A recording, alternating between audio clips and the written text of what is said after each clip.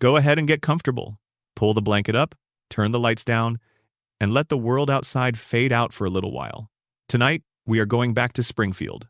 Not the Springfield you remember from Sunday nights on the couch as a kid.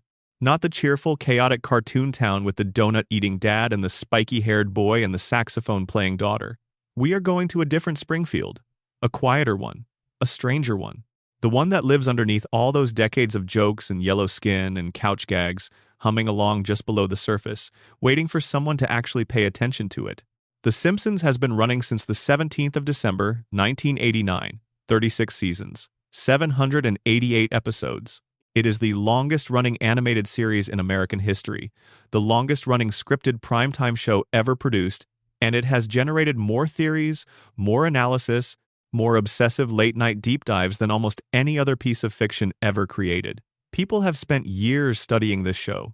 Serious, smart, deeply committed people who looked at a cartoon family from a made-up town and said, there is something going on here that nobody is talking about. They were right. What we are going to do tonight is go through all of it, slowly, carefully, in the kind of detail that feels like being told a long, strange bedtime story by someone who has been thinking about this for way too long. The nuclear power plant and what it has done to the people living in its shadow. The theory that Homer Simpson has been unconscious since 1993. The mystery of who actually shot Mr. Burns. And why the official answer has never sat quite right. The impossible longevity of Charles Montgomery Burns and what keeps him alive. The episode that broke the fan base and then turned out to be the most honest thing the show ever produced. Maggie's silence and what might be hiding behind it. The predictions, Mona Simpson's story. The location of a town that cannot be found. And the floating timeline, the one that wraps around everything else and ties it all together. Every light off, every screen dimmed. Let the voice carry you through Springfield, one theory at a time, until sleep finds you somewhere along the way. Let's begin. Section 1. The Nuclear Conspiracy Springfield's Poisoned Foundation. Picture the opening credits. The camera sweeps across Springfield from above, past the cooling towers of the nuclear power plant, through the town, and into the Simpson house on Evergreen Terrace. You have seen it hundreds of times. You know it so well that your brain fills in the gaps before the images even appear. The music swells, the family piles onto the couch, and the screen goes dark for the first commercial break. But look at those cooling towers for a moment. Really look at them. They are cracked. They have always been cracked. The show has never hidden this. It puts them right there in the establishing shot, enormous and broken against the Springfield sky, every single episode. And for 36 years, the audience has absorbed the image without really registering what it means. That is the first trick Springfield plays on you. It shows you the evidence and relies on your familiarity to make you stop seeing it. The Springfield nuclear power plant is a 2-unit pressurized water reactor facility owned and operated by Charles Montgomery Burns. It provides the electrical power for the entire town, employs a significant portion of Springfield's working population, and according to the show's own canonical record, is one of the most catastrophically mismanaged industrial facilities ever depicted in the history of fiction. A surprise safety inspection revealed 342 separate violations. The estimated cost to bring the plant up to code was $56 million. Burns had that money. Burns has always had that money, but Burns refused to spend it, not because the repairs were financially impossible, but because repairing the violations would have required acknowledging that they existed in the first place. Acknowledging the violations would have opened a door that Burns had spent decades keeping shut. Behind that door were questions about what 3 decades of unchecked radioactive leakage had already done to the people of Springfield. And those questions, once asked, could not be unasked. So the violations stayed. The cracks stayed. The radioactive waste that was being dumped directly into Springfield's waterways kept being dumped. The waste being scattered onto children's playgrounds kept being scattered. The luminous rats in the facility's lower levels kept glowing. The plutonium paperweight on someone's desk kept sitting there. And the cracked cooling towers, patched with wads of chewing gum where they should have been sealed with concrete and steel, kept releasing whatever they released into the air above the town. There were also human skeletons in the basement. The show mentions this and moves on. Human skeletons in the basement of an active nuclear facility. And nobody in Springfield, not the journalists, not the police, not the city council, not a single curious resident ever asks who those people were or how they got there. The show just shows you the bones and cuts to the next scene. because that is what Springfield does. It shows you the evidence and trusts the environment it has created to ensure that nobody examines it too closely. The person whose job description requires examining these things closely is Homer Simpson. Homer is the safety inspector for Sector 7G at the Springfield nuclear power plant. He has held this position for his entire adult life. He sleeps at his workstation. He eats donuts during meltdown warnings. He once triggered a nuclear incident by throwing a donut into the reactor core to see if the radiation would make it grow larger. The show's creator has stated on record that Homer's IQ is 55. An episode in the show's 12th season revealed that Homer has had a crayon lodged in his brain since childhood, physically reducing his cognitive function in ways that cannot be reversed without surgical intervention. Homer is, by any reasonable clinical definition, significantly cognitively impaired, and he is the last line of defense between the Springfield nuclear power plant and a full radioactive catastrophe. He has been standing there failing at that job for over 3 decades. Now, here is where the theory gains its weight. The first visible mutant appears in Season 2. Blinky, the three-eyed fish, is pulled from a river near the power plant and immediately becomes a local and then national news story. A gubernatorial candidate holds Blinky up as evidence that Burns is poisoning the environment. There is a debate. There is public outrage, at least for a little while. Burns is forced to eat the fish on live television to demonstrate its harmlessness. The town watches. The show moves on. Nobody conducts a follow-up study. Nobody tests the water. Nobody asks the most obvious follow-up question that a three-eyed fish in a river downstream from a nuclear plant would generate in any rational community, which is, if the fish have 3 eyes, what is happening to the people drinking the same water? The answer has been sitting inside the show since Season 8. In the episode called The Springfield Files, Homer wanders into the woods near Springfield and encounters a glowing figure that he believes to be an alien. The entire town becomes gripped by the sighting. FBI agents are dispatched. The episode builds toward a dramatic reveal, and when the truth comes out, the figure is not an alien. It is Mr. Burns.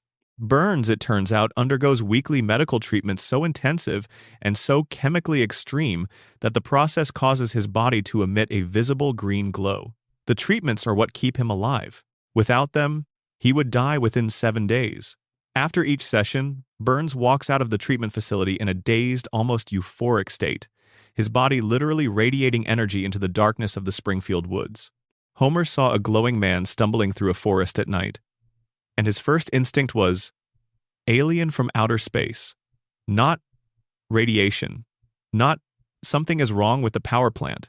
Not even, that looks like my boss.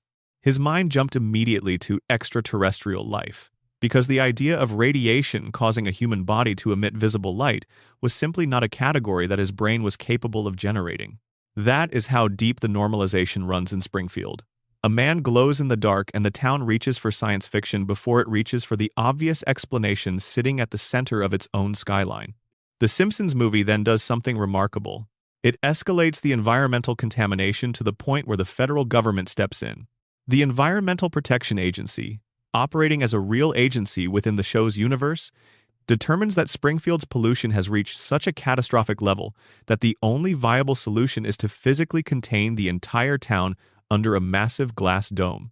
The United States government looked at Springfield and concluded that it was so toxic, so fundamentally dangerous, that it needed to be sealed off from the rest of the country.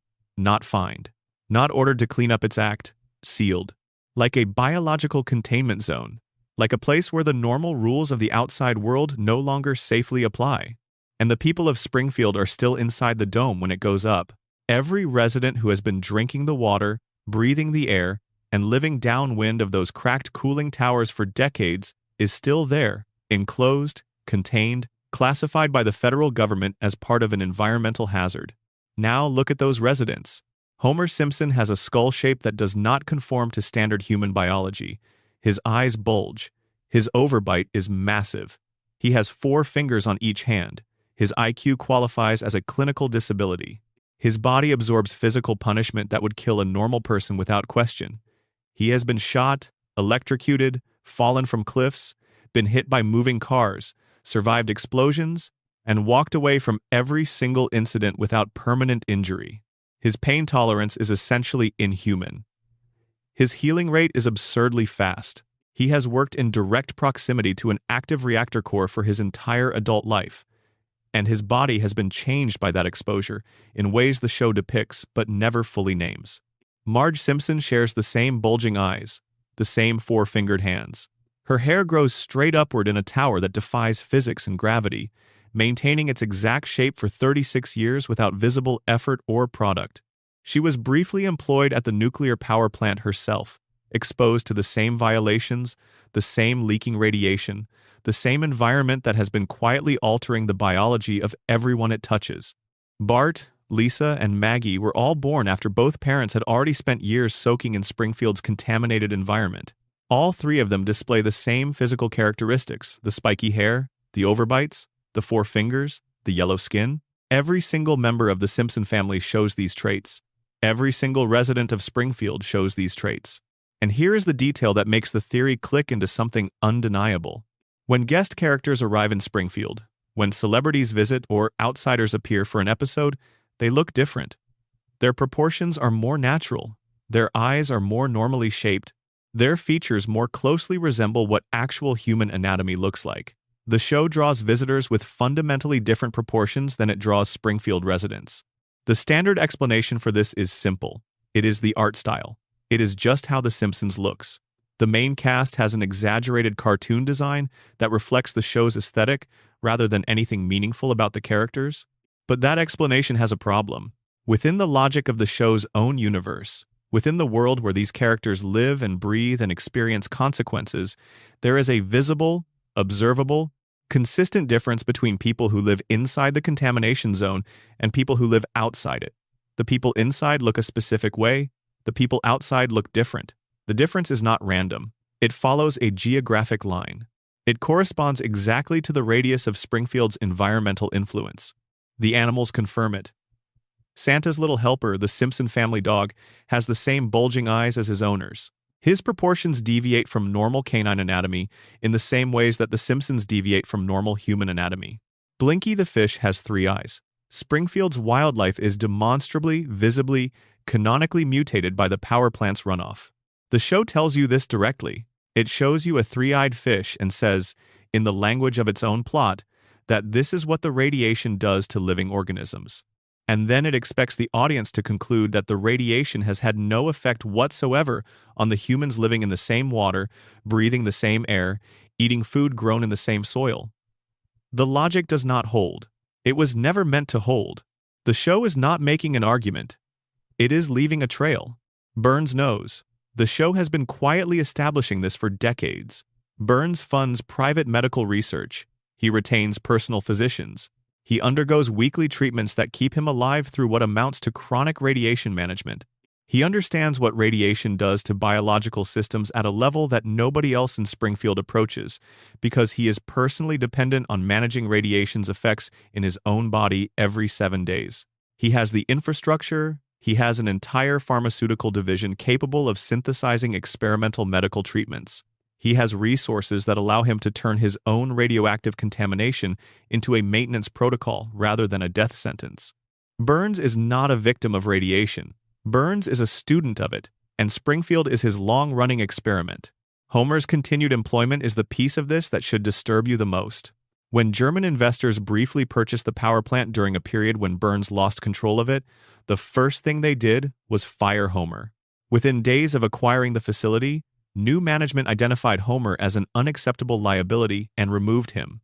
They then attempted to assess the cost of bringing the plant up to code and nearly went bankrupt from the estimate alone.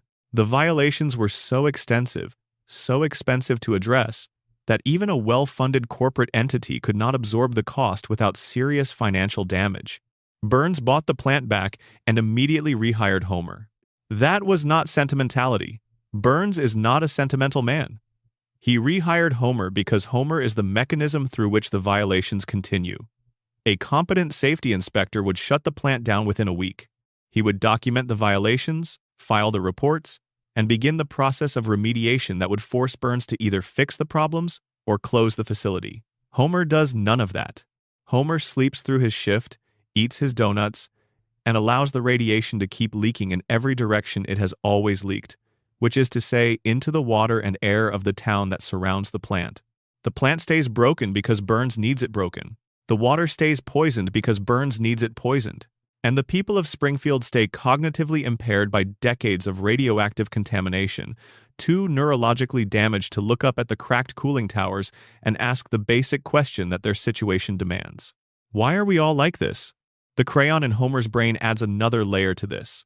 Season 12 reveals that Homer once had the crayon surgically removed and his IQ surged. He became intelligent, articulate, capable of analysis and comprehension. He saw Springfield clearly for what it was. He saw his job for what it was. He saw the architecture of his own situation and understood, possibly for the first time in his adult life, what had been done to him and by whom. And it made him miserable. The clarity was unbearable. The Springfield he could see clearly was not a place anyone would choose to live if they fully understood it. So Homer had the crayon put back. He chose the fog. He chose the comfortable numbness of impaired cognition over the sharp, painful awareness of what his life actually was. But here's the question nobody asks. How did a crayon end up lodged in a child's brain without anyone noticing? Homer grew up in Springfield. He visited Springfield's doctors. He received Springfield's medical care throughout his childhood and adolescence and adult life. Not a single one of those doctors, in all those years, ever found a foreign object sitting inside his skull. Either every doctor in Springfield is catastrophically incompetent, or someone knew it was there and chose not to remove it. If Burns's influence extends into Springfield's healthcare infrastructure, and the show establishes repeatedly that Burns's influence extends into every major institution in the town he essentially owns, then Homer's crayon is not an accident. It is the most precise metaphor the show has ever constructed. The people of Springfield have something in their brains, something that keeps them quiet, keeps them compliant, keeps them incapable of looking at the evidence surrounding them and processing what it means. The radiation theory does not explain one mystery about the Simpsons. It explains all of them. The characters do not age because their mutated biology has been altered at the cellular level. The town resets after disasters because the population's memory function is compromised by chronic neurological damage. Homer survives injuries that should kill him because his body has adapted to a radioactive environment in ways that make him nearly indestructible, while devastating him cognitively. Burns stays alive through treatments that would destroy a normal person because he has spent a century developing the personal infrastructure to manage his own contamination. And nobody questions any of it, because the same environment that mutated their bodies also damaged the part of their brains responsible for critical thinking. Springfield is not a quirky cartoon town.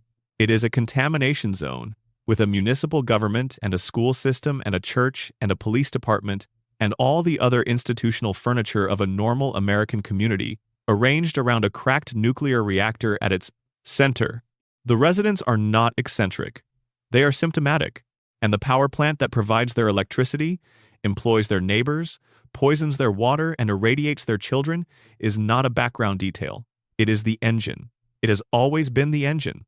Every yellow face, every impossible recovery from fatal injury, every forgotten catastrophe, every gentle reset at the start of a new episode, it all traces back to the same cracked cooling tower, leaking the same invisible contamination into the same water supply, sustaining the same cycle of damage that ensures the people of Springfield never quite manage to ask why their fish have 3 eyes and their children have 4 fingers.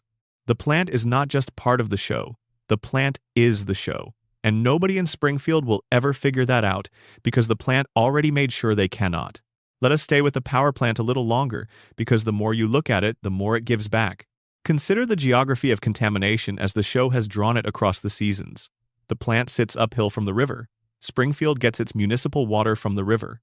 The waste management practices at the plant, and we know from the safety inspection that radioactive waste was being dumped directly into bodies of water, mean that the contamination route from the plant to the tap in every Springfield home is essentially direct. It goes from cracked storage into the river, from the river into the water treatment facility, and from the water treatment facility into the pipes, and from the pipes into the glass Homer pours for himself every morning before he drives to work at the plant to absorb a second, more concentrated dose of whatever the reactor's proximity delivers. This is not a single contamination event.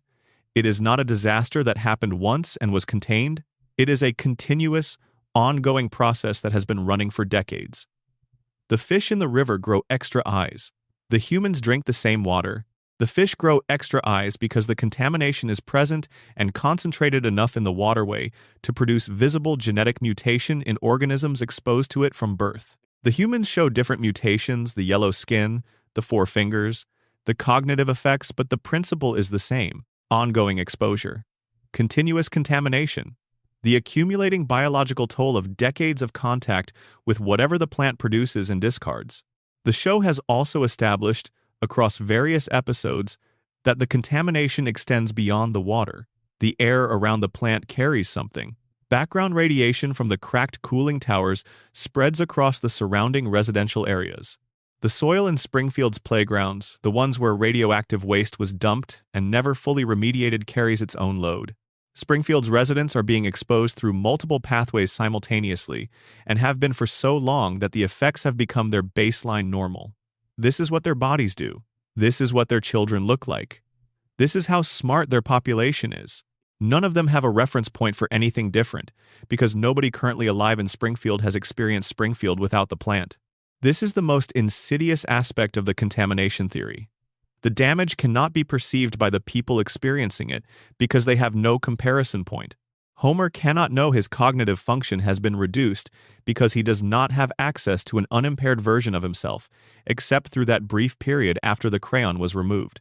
The residents of Springfield cannot perceive their own mutation because they have never seen themselves from outside the contamination zone. The fish in the river have always had 3 eyes. As far as any living Springfield resident knows, the humans have always been yellow. The children have always had 4 fingers. This is the world as it exists, as it has always existed in their experience, and the idea that it could be otherwise requires exactly the kind of sustained critical thinking that the contamination has been quietly degrading across 3 generations. Burns understood this. He had to have understood it, because Burns has been alive long enough and has been managing his own radiation-related biology long enough to know exactly what prolonged exposure does to a population. He watched it happen. He watched Springfield's residents become progressively more yellow and more 4-fingered and more cognitively impaired across the decades of his plant's operation, and he watched the community's capacity for investigation diminish at the same rate, and he understood that these 2 processes were related and mutually reinforcing. The contamination reduces critical thinking. Reduced critical thinking reduces the likelihood that anyone will investigate the contamination. The investigation rate drops, the contamination continues, the critical thinking drops further. The cycle sustains itself, and all Burns has to do to maintain it is keep the plant running and keep Homer at the safety inspector's desk. There is an episode in which Burns is gifted with a moment of genuine power over the sun itself, the device that blocks Springfield's sunlight, and he uses it not as a military weapon or a geopolitical tool, but as a utility company gambit. He wants people to buy electricity from him. He already provides the electricity. But blocking the sun means people need more electricity to compensate for the absent natural light, which means they need to buy more of what Burns sells, which means more revenue, which means more resources for the infrastructure that keeps Burns alive and keeps the plant running and keeps the contamination flowing and keeps the population in the particular cognitive state that Burns's operation requires. That is the closed loop. Burns identified it and has been running it for over a century. The sun incident is just the most dramatic example of a strategy that runs at lower intensity every day. Control the resources that people need to live. Use that control to maintain your position. Use your position to ensure the contamination continues. Use the contamination to ensure the population cannot effectively challenge your control. Around and around, indefinitely, as long as the treatments keep coming, and Smithers keeps the schedule, and Homer keeps sleeping at his desk. Now consider the children. Bart, Lisa, and Maggie were all born into this system. They were born to parents who had already been living inside the contamination zone for years. They were born in Springfield, delivered in Springfield's hospital, sent home to grow up in Springfield's air and water and soil. Their entire biological development from the first cell divisions of their earliest existence to whatever growth is still happening in them now has occurred inside the contamination zone. They have never known anything else, and they all show the mutations. All 3 of them carry the physical markers of the environment that produced them. But what is interesting is how differently those mutations express across the 3 children. Bart is physical. His mutation has given him a body that endures punishment and recovers from it, that generates and absorbs energy in ways that his academic performance would never predict.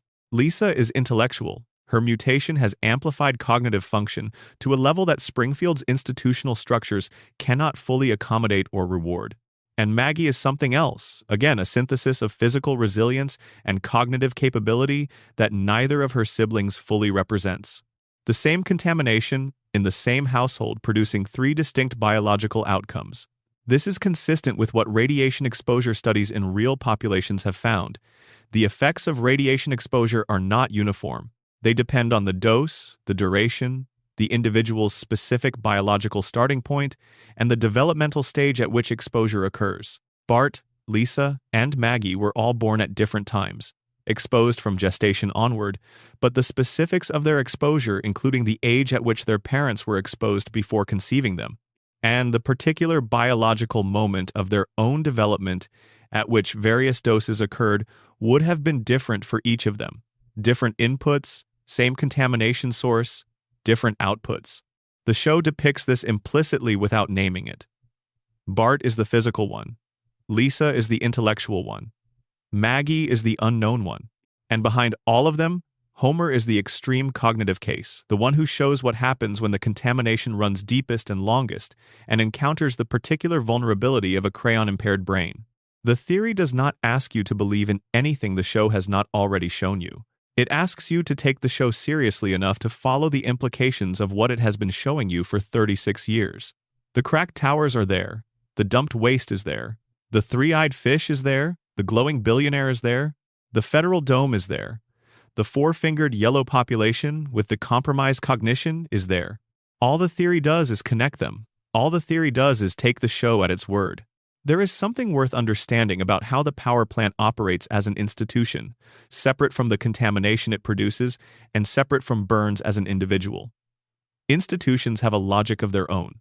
They develop self-perpetuating mechanisms that operate independently of the intentions of any particular person running them at any given moment. And the Springfield nuclear power plant, across 36 years of the show's history, has been depicted as an institution that has developed exactly those kinds of self-perpetuating mechanisms. The violations are not the result of negligence in any simple sense. Negligence implies an absence of attention. What the plant has is the wrong kind of attention, the sustained, deliberate, strategic kind that identifies each potential safety improvement and determines that the cost of making it is higher than the cost of the alternative. The alternative being continued leakage, continued contamination, and the ongoing hope that nobody in Springfield develops enough cognitive clarity to connect the cracked towers to the contents of their water glasses. This is how real environmental contamination works in communities where the contaminating entity is also the primary employer. The economic dependency comes first. The community builds its financial life around the jobs and the tax revenue and the downstream spending that the employer generates. By the time the contamination becomes visible, by the time the fish start growing extra eyes and the children start showing elevated rates of unusual development, the community has already organized itself in ways that make confronting the contaminator economically catastrophic. Shutting down the plant means eliminating the jobs. Eliminating the jobs means collapsing the local economy. Collapsing the local economy means losing the houses and the schools and the services that depend on the tax base. The contamination and the economic dependency are so intertwined that extracting the community from one would destroy the other, and the community knows this, and so the community finds ways to live with both. The show depicts this with precision. Homer's job is the family's economic foundation. Without Homer's paycheck from Burns, the house on Evergreen Terrace does not stay a home. Bart and Lisa do not stay in school. Marge does not have the security that allows her to be the person she is within the family. Every aspect of the Simpson family's life depends on Homer's continued employment at the plant, and Homer's continued employment at the plant is the mechanism through which the plant's violations continue unaddressed. The show has made Homer the personification of Springfield's economic dependency on its contaminator. He is the community's relationship with its poison made into a character, and then it makes him lovable. It makes him someone you root for. It makes his incompetence charming and his survival improbable, and his love for his family genuine and evident in every episode. Because the show understands that the people who are economically dependent on the source of their community's contamination are not villains. They are people caught between what they know and what they can afford to do about it. They are people for whom the choice between acknowledging the contamination and keeping the lights on has already been made by circumstances before they were ever asked to make it consciously. Homer is not the bad guy. Homer is the person the bad guy needed in order to operate. And the show makes you love Homer anyway, because the show understands that the people who are used by systems like this deserve compassion rather than contempt, regardless of how their use contributes to the perpetuation of the system. That is the most disturbing thing the show has ever done, and it did it so quietly and so consistently that most of the audience absorbed it without ever recognizing it as a thesis. Number. Section 2. Homer's Coma, the dream that never ended. Now that we have established what the radiation is doing to Springfield, let us consider the possibility that the Springfield we just described, that entire world, the plant, the town, the floating timeline, all of it exists entirely inside the mind of a man who has been unconscious in a hospital bed since the spring of 1993. Get comfortable with that idea. Let it settle. On the 1st of April 1993, the 18th episode of Season 4 aired. Its title was So It's Come to This, a Simpsons clip show. The setup was simple. Bart, in the spirit of April Fool's Day, plays a series of escalating pranks on Homer. The final prank involves taking one of Homer's cans of beer to an auto body shop and placing it inside an industrial paint shaker. The internal pressure that builds inside the shaken can is substantial. When Homer opens it, the explosion is violent enough to send him to the hospital. While Homer is lying in his hospital bed recovering, he sees a vending machine across the room. He wants a candy bar. He reaches for it, the machine tips forward under his weight, and it crushes him. Homer flatlines. He enters a clinically unconscious state, a real coma that the episode treats as a genuine and serious medical event. 7 weeks pass. The episode ends with Homer apparently waking up. Bart, tearful and guilty, confesses at his bedside that the whole chain of events was his fault. Homer springs awake and immediately begins strangling his son. The family laughs. Everything goes back to normal. The show tells you he woke up. But in the final moments of that same episode, the show also tells you something else. Homer lost 5% of his brain function during the coma. 5% permanently destroyed, never coming back. And Homer's response to learning that he is now and forever more brain damaged is to laugh, even though he says he does not know why he is laughing. The family finds this charming. Nobody finds it alarming. The episode ends and The Simpsons continues for 32 more seasons as if that moment never happened. Unless Homer never woke up at all. This is the Homer coma theory, and it is the most elaborately supported, most internally consistent fan theory in the entire history of The Simpsons. The basic premise is simple. Homer did not wake up from his coma in April 1993. Everything that has aired since then, every storyline, every character development, every guest appearance, every physically impossible event is a dream generated by the unconscious mind of a man lying in a hospital bed in Springfield General, slowly losing brain function while his family sits beside him and waits for him to open his eyes. Let's walk through the evidence slowly because it rewards patience. The first thing to understand is how the show changed after the coma episode. Before it, The Simpsons was a grounded show. Not realistic in the way a drama is realistic, but rooted in the kinds of problems that real families recognize. Homer tries to quit drinking. Marge considers whether she is happy in her marriage. Lisa develops a crush on a substitute teacher and processes the heartbreak of that ending. Bart struggles with his grades and faces the very real possibility of being held back a year. These are stories about financial stress, marital tension, academic failure, the kind of ordinary domestic difficulty that the show turned into comedy without losing its emotional truth. The show's first 4 seasons are built on that foundation. The humor is sharp. The satire is pointed. The family feels real in the way that great cartoon families feel real, which is to say, more real than reality in certain moments, capable of accessing emotional truths that straight drama sometimes cannot reach. After the coma, everything changes. The shift is not subtle. It is seismic. Homer goes to space. Mr. Burns captures the Loch Ness Monster. Homer becomes the leader of a vigilante group. Homer joins a secret society. Homer discovers that his mother is a fugitive radical who has been hiding from the FBI for decades. Homer meets God, twice. The show transforms from a family sitcom grounded in economic anxiety into something almost structurally different. A show where the main character has traveled to dozens of countries, held hundreds of different jobs, befriended an extraordinary number of celebrities, and survived physical trauma that would end a normal human life many times over. The internet has spent 20 years debating exactly when The Simpsons stopped being good. The coma theory's answer to that debate is specific and quiet. The Simpsons did not stop being good. Homer's brain got worse. Now here is the detail that makes this theory linger. 6 months before the coma episode, in the season 4 premiere, Homer has a conversation with God, an actual face-to-face meeting. Homer the Heretic, the episode is called. And during that conversation, God tells Homer something. He tells him that he will one day learn the meaning of life. But not yet. Homer's time is coming, God says, but it has not arrived. 6 months later, Homer is in a coma. God told Homer that his time was nearly up. God said it clearly, in the language of a promise or a warning or a prophecy, and 6 months later, Homer's conscious life ended. The show presents this as a quirky theological gag. Under the coma theory, it is the inciting incident. God was telling Homer that his waking life was running out, and everything that came after every absurd adventure, every impossible escape, every episode that bends the rules of physics and probability, is the dream of a dying man who cannot let go. The aging problem is where the coma theory is most elegant. Nobody in The Simpsons ages. Bart has been 10 years old for 36 years. Lisa has been 8. Maggie has been 1.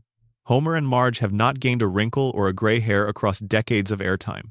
The show uses what storytellers call a floating timeline, a structure where the present is always the viewer's present and the past reshapes itself around that. But the characters remain locked at the same age forever.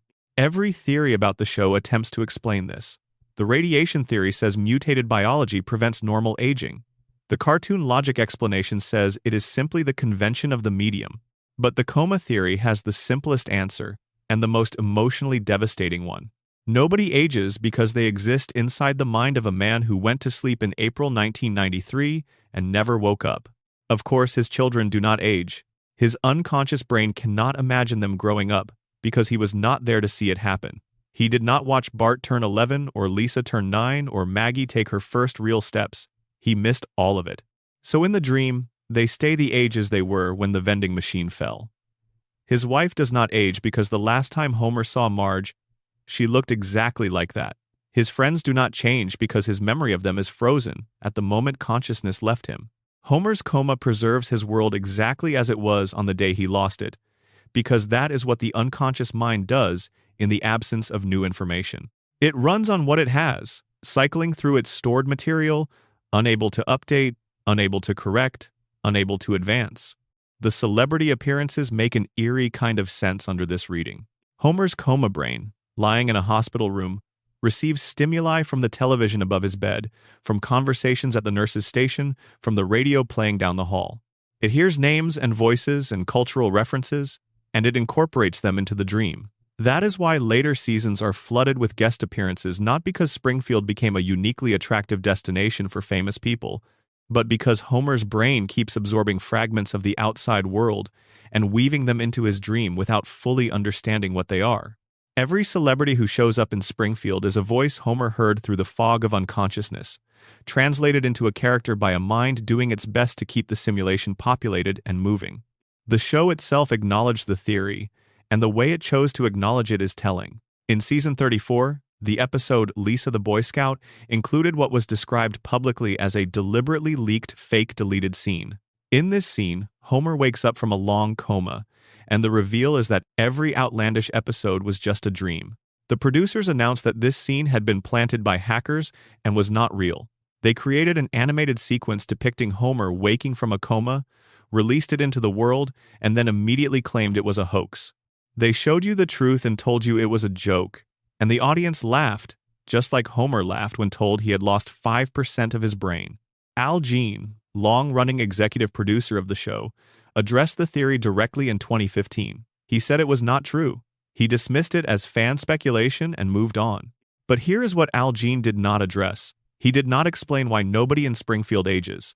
He did not explain the dramatic tonal shift between pre-coma and post-coma seasons. He did not explain why God told Homer that his time was coming 6 months before Homer entered a coma. He did not explain why the show has grown progressively more surreal and detached from cause and effect with each passing season, moving in exactly the direction you would expect from a dream generated by a brain slowly losing its capacity for coherent narrative structure. He just said it was not true, and the interviewer moved on. The fans did not move on. The theory does something that no official explanation has ever managed. It makes everything coherent. The aging freeze has an explanation. The tonal shift has an explanation. The celebrity flood has an explanation. The reset button that erases consequences between episodes, the reason Springfield can be destroyed and rebuilt, and nobody mentions it the following week, has an explanation. Nothing sticks because nothing is actually happening to anyone's body. Homer's body is in a hospital bed. Only his mind is in Springfield. And a mind cannot carry consequence forward from one dream cycle to the next with the reliability of lived experience. Homer always finds his way home by the end of each episode. Always. The adventure ends, the chaos resolves, and he is back on Evergreen Terrace, back on the couch, back in his world, because his mind will not generate any other outcome. His unconscious brain does not know how to write an ending where Homer does not come home, because coming home is the only thing Homer's unconscious mind is trying to do. Here is the part of this theory that takes up residence in your chest and stays there. If the coma theory is true, then the emotional core of The Simpsons is not comedy. It is something much older and sadder. Homer's deepest wish is so simple it is almost unbearable. He wants his family. He wants Marge to still love him. He wants Bart to still be his mischievous, exasperating little boy. He wants Lisa to still be playing her saxophone in her room late at night. He wants Maggie to still be small enough to hold in one arm. He wants Friday nights in his house to go on forever. The coma gives him all of that, every week, without fail. His children are preserved exactly as they were. His wife is still there, still patient, still choosing him every day despite his 1,000 flaws. His life has not moved on without him. Nobody has grown up or grown apart or grown old. The house on Evergreen Terrace is exactly as it was on the last morning Homer was conscious. And his dream keeps him there, warm and unchanged and surrounded by the people he loves, in a loop that began in 1993 and has not ended. Homer's coma is not a nightmare. Under this theory, it is the only heaven a man like Homer Simpson would ever think to ask for. A house on Evergreen Terrace where the kids are always young and the beer is always cold and nobody ever has to say goodbye. Every time Homer survives something physically impossible, it is not because the show is being lazy with its plotting. It is because Homer's mind cannot generate his own death in this dream. Because if Homer dies in the dream ends. And if the dream ends, Homer wakes up. And waking up means finding out how much time has actually passed, how old his children really are, whether Marge waited, whether anyone is still sitting beside his bed, or whether the chair has been empty for years. Waking up might mean finding out that there is no one left to come home to. The show will never confirm this theory. It will also never fully disprove it, because the evidence for it is built into the show's own structure, into the patterns of its storytelling, into the gap between what the pre-coma seasons were and what every season since has become. The show cannot disprove the coma theory without explaining why everything changed after season 4, and nobody connected to the show has ever offered that explanation. They just keep making episodes. The dream keeps running. Homer keeps finding his way home. And somewhere in a hospital bed in a town that may or may not exist on any map, a man is dreaming about his family. He is dreaming because they are the only thing worth dreaming about, and because as long as the dream keeps going, he does not have to find out what happened to the world he left behind. Every episode since April 1993 is a love letter from an unconscious father to the children he cannot reach. That is the coma theory, and once you see it, the show never quite looks the same again. There is something else worth examining about the coma theory, something that does not get discussed as often as the tonal shift or the aging freeze, but which is in some ways the most emotionally precise evidence for it. Think about the things Homer's coma dream gives him that his waking life had been in the process of losing. By the time the coma episode aired, the show had been carefully and consistently establishing Homer's relationship with impermanence. He was aware, in ways he could not fully articulate, that things changed, that children grew up, that the particular quality of a family with young children, the noise and the chaos and the particular kind of physical closeness that comes from having small people in the house was temporary. Homer was not a philosopher. He was not capable of naming this awareness in any sophisticated way. But the show had given him moments where it was visible: his discomfort when the kids seemed to be getting older, his clinging quality in moments where the family was changing or threatened, his particular panic at the idea of loss. The coma would have frozen exactly what Homer was most afraid of losing. Bart was 10 years old in 1993. Bart was still young enough to have the specific quality that Homer's relationship with him depends on: the physical closeness, the slapstick dynamic, the strangling and reconciling rhythm of their relationship. An older Bart, an adolescent Bart, a Bart who had moved out or grown distant, would be a fundamentally different relationship. Homer's dream cannot generate that Bart. It only has the 10-year-old version, the one Homer knew when the vending machine fell. Lisa was 8, still young enough to idolize Homer in the specific way that young children idolize their parents, despite evidence that might complicate that idolization. Still young enough to sit on his lap. Still young enough to play her saxophone in the house and have it be a sound Homer could hear from the couch.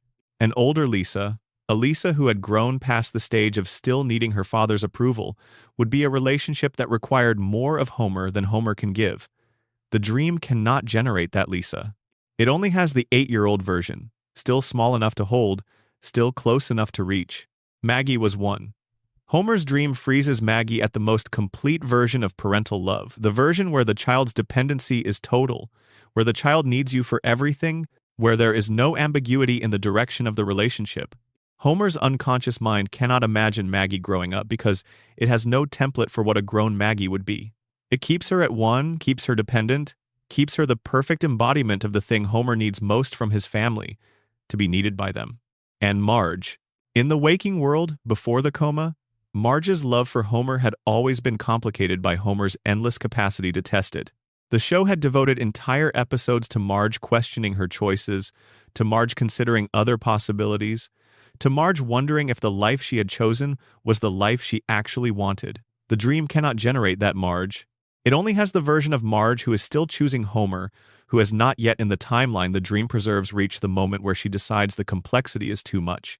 Homer's coma dream is not giving him an idealized fantasy family. It is giving him the exact family he had, frozen at the moment before the losses he was already anticipating. The children who have not yet grown past the stage where he knows how to reach them, the wife who has not yet run out of patience, the house that has not yet become too big and too quiet, the plant that has not yet decided it does not need him. Everything preserved at the last moment before the changes Homer could feel coming but could not stop.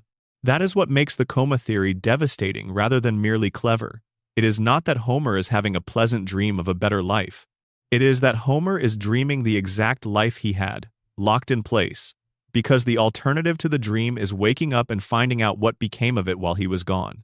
The theory also explains something about the show's emotional rhythms that is easy to overlook.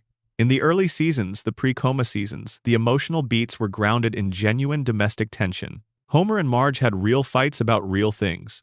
The consequences of those fights felt real. The reconciliation, when it came, had weight because the preceding conflict had weight. After the coma, the emotional beats become lighter and faster. Conflicts are resolved more easily. The family's fundamental unity feels less like something earned through difficult maintenance and more like a given, a constant that is never truly at risk. This is sometimes attributed to the show becoming softer and more commercially cautious. But, under the coma theory, it has a different explanation. Homer's unconscious mind cannot maintain genuine uncertainty about whether his family will hold together. His dream cannot sustain the risk that the thing he is dreaming for will not survive.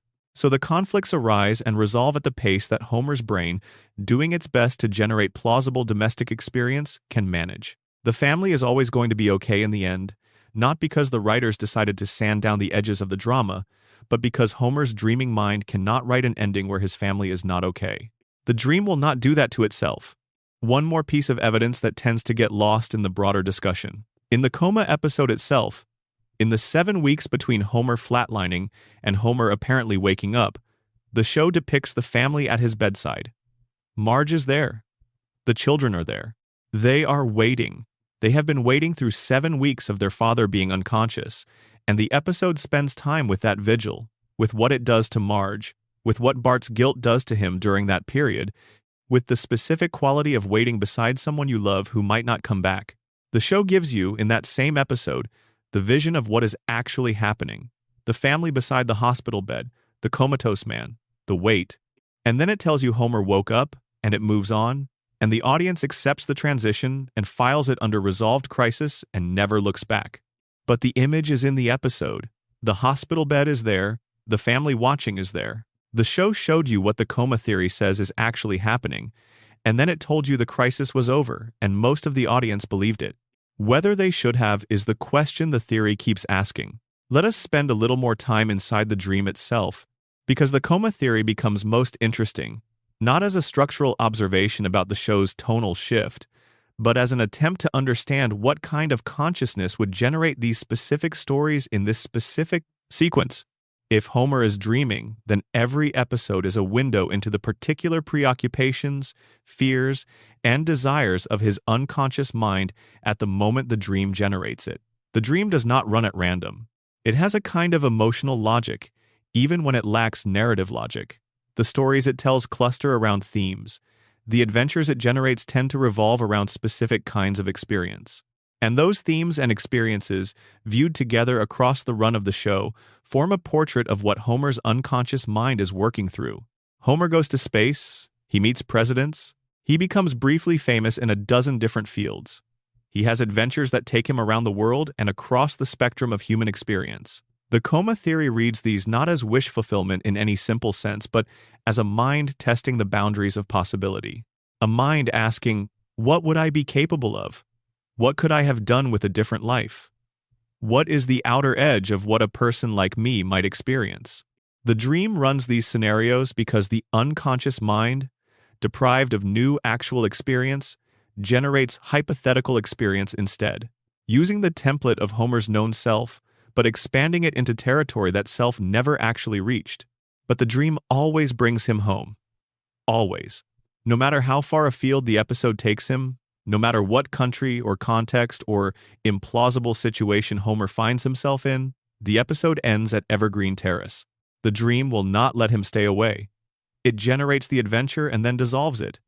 It creates the experience and then returns him to the baseline. The only permanent location in Homer's coma dream is his house. The only permanent relationships are with Marge and the children. Everything else is interchangeable, replaceable. A different story the dream is trying to tell. But the house is non-negotiable. The family is non-negotiable. This tells you something about what Homer's unconscious mind understands itself to be protecting. The dream can imagine Homer doing anything. It can imagine him winning anything, meeting anyone, going anywhere. What it cannot imagine is Homer not going home. The home and the family are the load-bearing walls of the dream.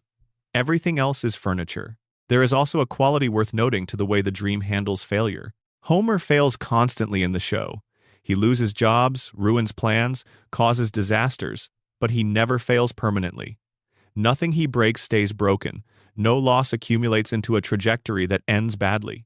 Every failure is resolved, contained, and reset before the next episode begins. A mind generating a dream about its own life would not naturally include so much failure. Dreams tend toward wish fulfillment. The coma theory suggests, instead, that the dream includes failure because Homer's conscious memory of his own life includes failure because a brain running on stored material will include the negative experiences along with the positive ones. But the dream manages those failures in a way that real life does not always manage them. It resolves them. It contains the damage. It refuses to let failure accumulate into consequence. This is the unconscious mind editing its own material, keeping the parts it can live with and smoothing the edges off the parts it cannot. Homer's dream version of his life includes all the failure his life actually contained, but it edits out the consequence. The disasters happen, but they do not stick.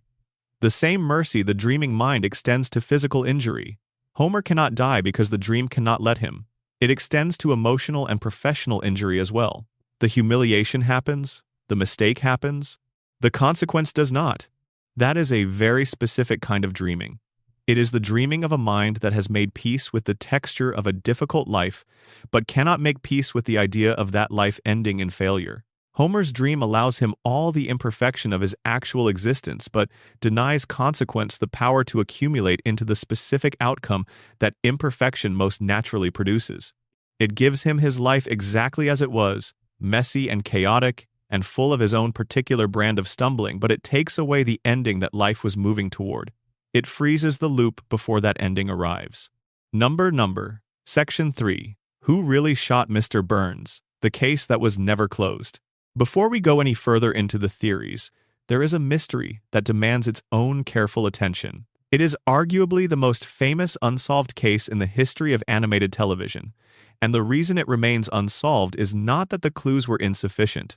It is that the official answer has always been more convenient than it is convincing. Let us start from the beginning and work through it methodically, in the quiet and the dark, with no hurry. The summer of 1995, Season 6, Episode 25. The Simpsons did something no animated show had ever attempted before: a genuine, elaborately constructed whodunit cliffhanger designed to carry across a summer hiatus and engage the viewing public in active investigation. The show's creators went further than just writing a mystery. They designed a contest. Fox promoted it as a national event. America's Most Wanted produced a tie-in special treating the fictional crime like a real unsolved case. There were cash prizes for correct guesses. There was genuine, sustained cultural excitement around a cartoon. The setup was this. Mr. Burns had, over the course of the season, accumulated a list of wrongs against essentially every person in Springfield. He stole an oil well from beneath Springfield Elementary, gutting the school's budget. He shut down Moe's Tavern by bankrupting its owner. He created a sinkhole that destroyed the Springfield retirement castle. He injured Santa's little helper, the Simpson family dog. And as his final act, he constructed a giant mechanical disc and used it to block the sun over the entire town, so that every resident would be forced to buy electricity from his power plant because natural light had been eliminated. When Smithers, Burns's devoted assistant, protested, Burns fired him on the spot. By the end of Part 1, every person in Springfield had a documented reason to want Charles Montgomery Burns dead. The show established motives for dozens of characters with careful, deliberate attention. Homer, because Burns had never once learned his name despite years of employment. Bart and Lisa, because the school lost its funding and their education was being gutted. Grandpa Simpson, because the retirement home he lived in was destroyed. Groundskeeper Willie, because he lost his job. Tito Puente, because Burns cut the music program. Moe, because his bar was ruined. Smithers, freshly fired and descending into alcohol. The entire town gathered at a public meeting to confront Burns, and the tension in that room was thick enough to feel through the screen. Then Burns collapsed. A single gunshot wound. He staggered to the town sundial and fell, his hands landing on two letters, W and S. Or, if you looked at it from Burns's own perspective, from the position his body occupied when he fell, the letters read M and S. The screen went black. America had to wait an entire summer to find out who pulled the trigger. Here is what the show told us in the fall. When Part 2 aired in September 1995, it played out as a comedic procedural. Chief Wiggum and the Springfield police fumbled through the investigation with their characteristic incompetence. Smithers confessed almost immediately, but his confession collapsed when it emerged that he had been blackout drunk during the relevant time period and had actually shot a different person, entirely old Jasper, in his wooden leg. Wrong victim. Wrong location. Wrong crime entirely. One by one, suspects were eliminated. Principal Skinner had an alibi. Moe had an alibi. Tito Puente had what is objectively the greatest alibi in television history. A full musical number explaining that he had channeled his rage into a samba. The investigation stalled until the police found an eyelash on Burns's suit. DNA analysis revealed it belonged to a Simpson. The evidence pointed to Homer. His fingerprints were on the gun.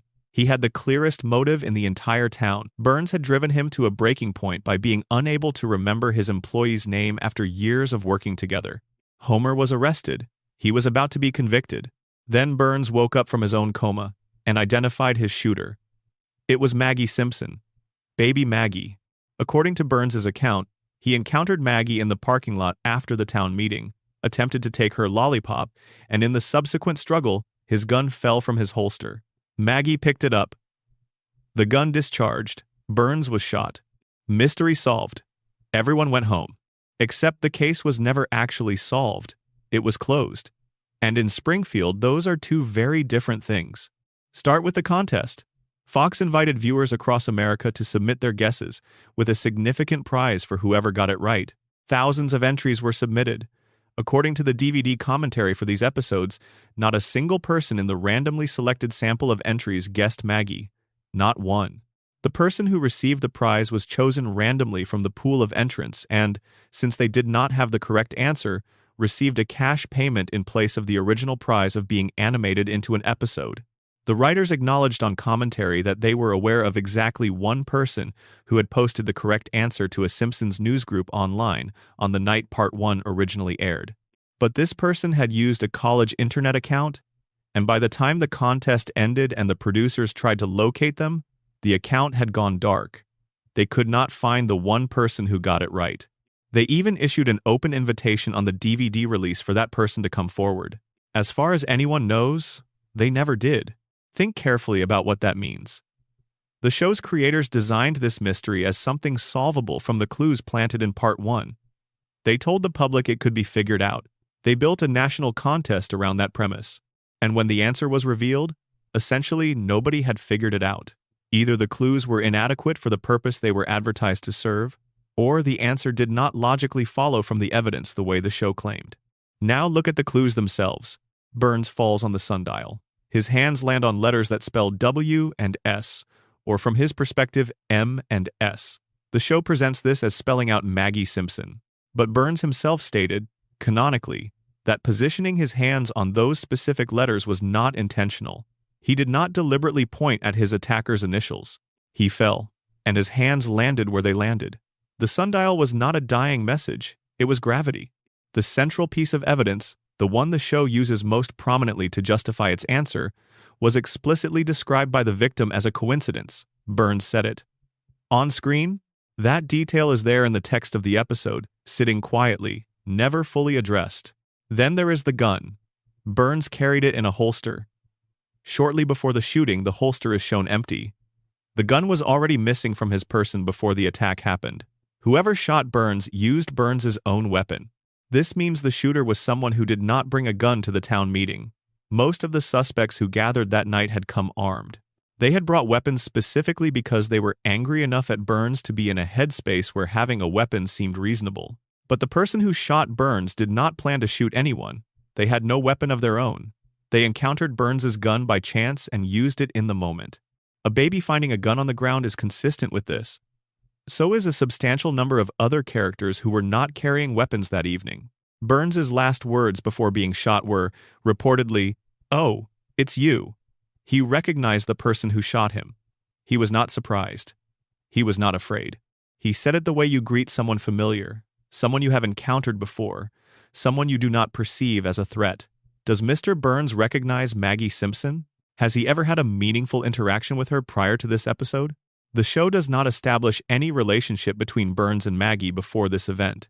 Burns barely recognizes Homer, and Homer has worked for him for years. The idea that Burns would look at a baby in a parking lot and say, "Oh, it's you," as if acknowledging a familiar acquaintance is a difficult sell. In Season 18, Homer claims on camera that he was the one who shot Burns. He says it out loud. Nobody reacts. Nobody investigates. Nobody reopens the case. Homer confesses to the attempted murder of the wealthiest man in Springfield, and the show treats it as a throwaway line. Either Homer is lying for attention, which is genuinely possible, given his character, or the verdict was wrong, and Homer knows it because he is the one who actually pulled the trigger. If Homer did it, then Maggie was framed. Not in a coordinated, deliberate way necessarily, but by circumstance, by the convenience of an infant who could not deny the accusation, could not articulate an alibi, could not be prosecuted under any legal standard. Chief Wiggum says it himself. No jury in the world would convict a baby. He says this as though it is a relief, as though it resolves the problem. And in Springfield, it does resolve it. A baby cannot go to prison. A baby cannot be held accountable. So if the evidence can be arranged to point at a baby, everyone goes home and nobody has to face any actual consequence. The Marge theory is worth spending time with. The case for Marge as the real shooter is surprisingly strong. She is a devoted mother who watched Burns systematically destroy her children's school, injure her family's dog, and steal the sun from her entire town. She had profound motivation. She is one of the few people at that meeting who was not visibly armed, which fits the profile of someone who used Burns's own gun. And the show has established, in a separate episode, that Burns once became infatuated with Marge. He pursued her romantically. He had feelings for her that were unusual for a man who does not typically extend warmth in any direction. Under this reading, Burns wakes up from his coma, knows exactly who shot him, and chooses not to name her. He protects her. He looks around the hospital room, meets Wiggum's expectant gaze, and points the investigation toward the sundial, toward those two letters, toward the convenient interpretation that leads to a suspect who cannot be punished. He takes a bullet and then shields the person who fired it because, in whatever complicated way Burns is capable of, he cares about her. Maggie becomes the answer because Maggie is safe, because the investigation needs to close, and a baby is the perfect place to close it. The final shot of Part 2 has attracted attention for years. Everyone has left the hospital room. Maggie is alone. She looks around carefully, confirming that no one is watching her. And then she moves her pacifier in a motion that mimics pulling a trigger. The show wants you to read this as confirmation. Maggie did it, and she knows what she did, and that dark little gesture is her private acknowledgement of the fact. But there is another reading. A baby watching something happen will imitate what she saw. Children mimic adult behavior.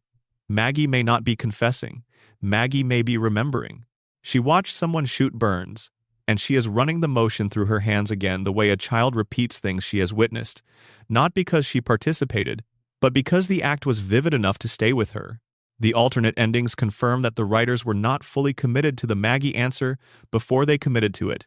A complete alternate conclusion was animated and fully produced in which Smithers is the shooter. It was shown in the show's 138th episode Spectacular, hosted by Troy McClure, who dismisses the Smithers ending by noting that all the Simpson DNA evidence would have to be ignored. His exact phrasing is that doing so would be downright nutty. The line is a reference to the O.J. Simpson trial, in which a jury ignored DNA evidence to reach an acquittal. The show is telling you, through a joke about a famous miscarriage of justice, that ignoring evidence happens all the time, that the official answer is not necessarily the correct one, that the evidence points wherever the people with the power to interpret it choose to point it.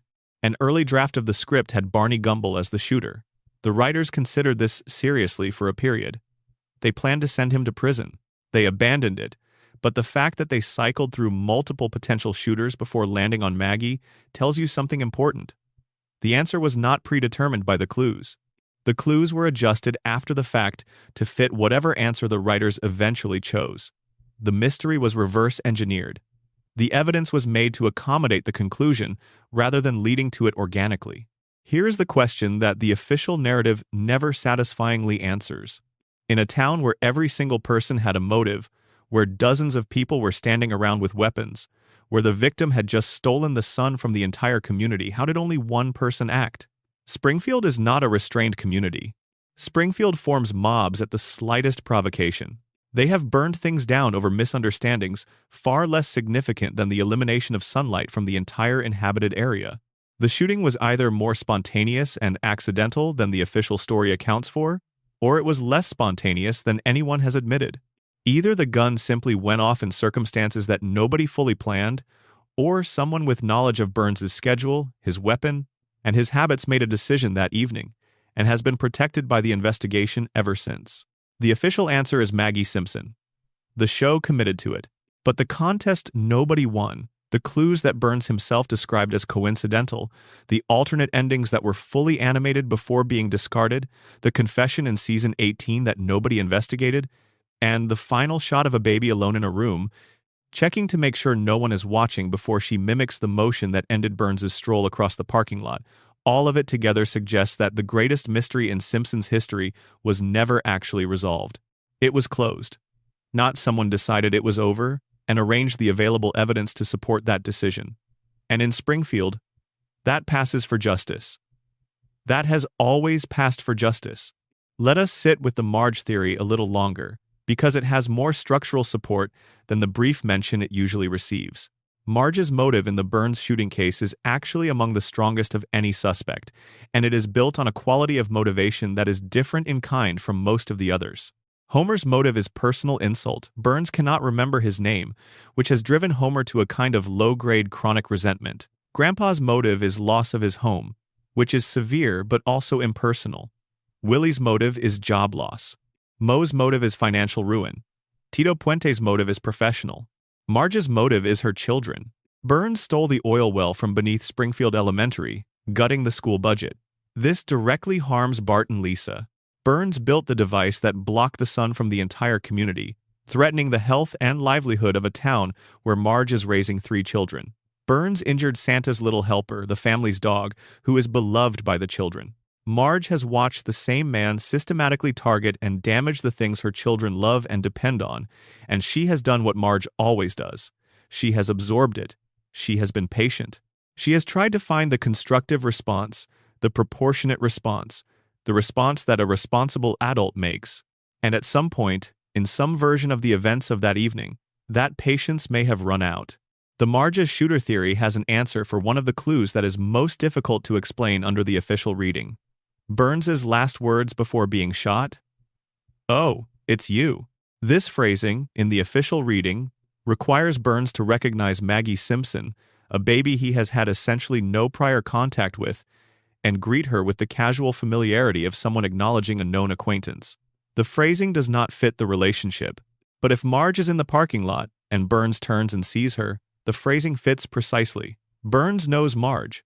Burns has had sustained and focused attention on Marge in a way that he has had on essentially no other Springfield resident.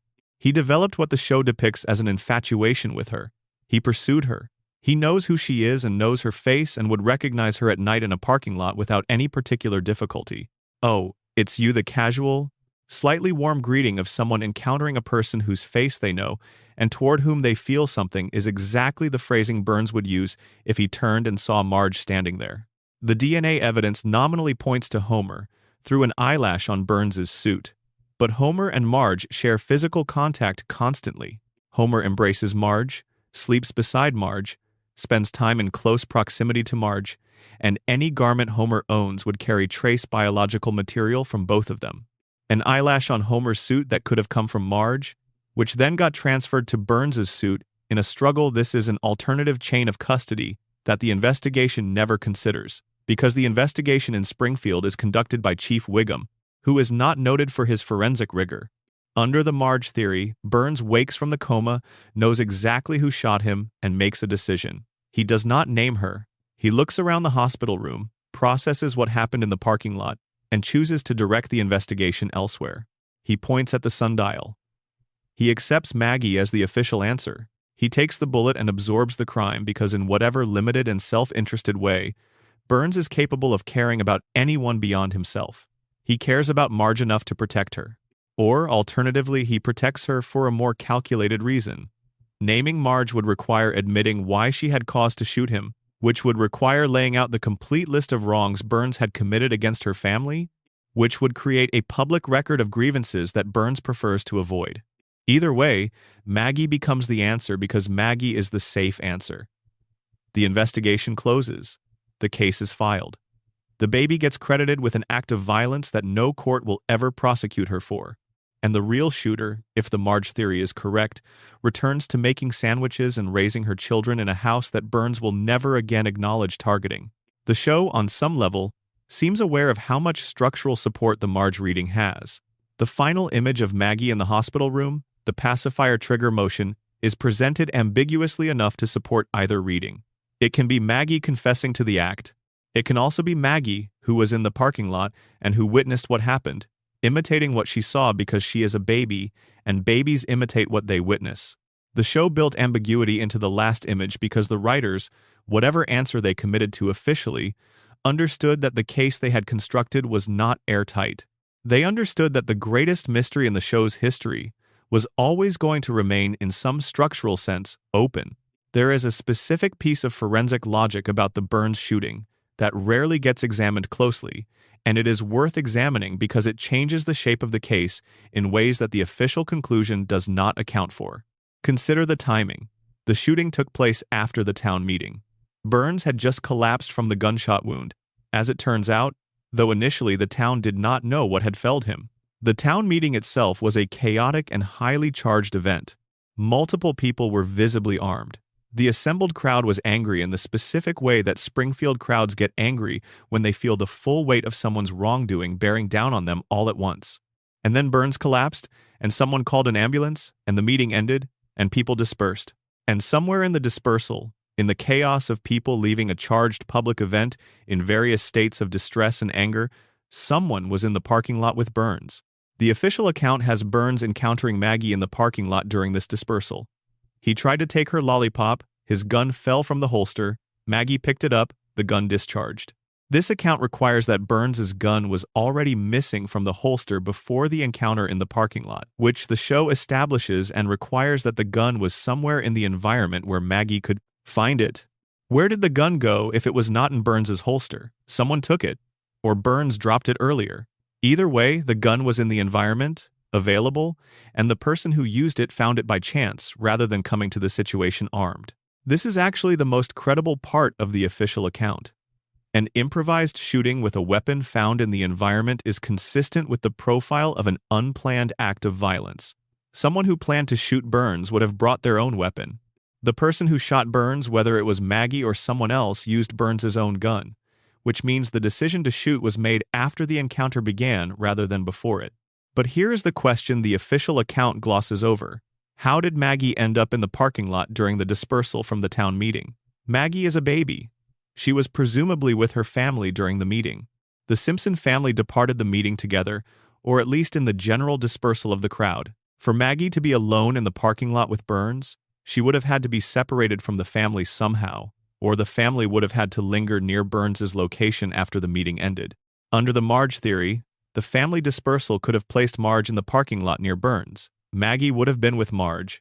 Burns encountered Marge and said, "Oh, it's you," greeting a woman whose face he remembered and toward whom he had feelings, not greeting an infant he had no relationship with. The subsequent events played out differently than Burns later described.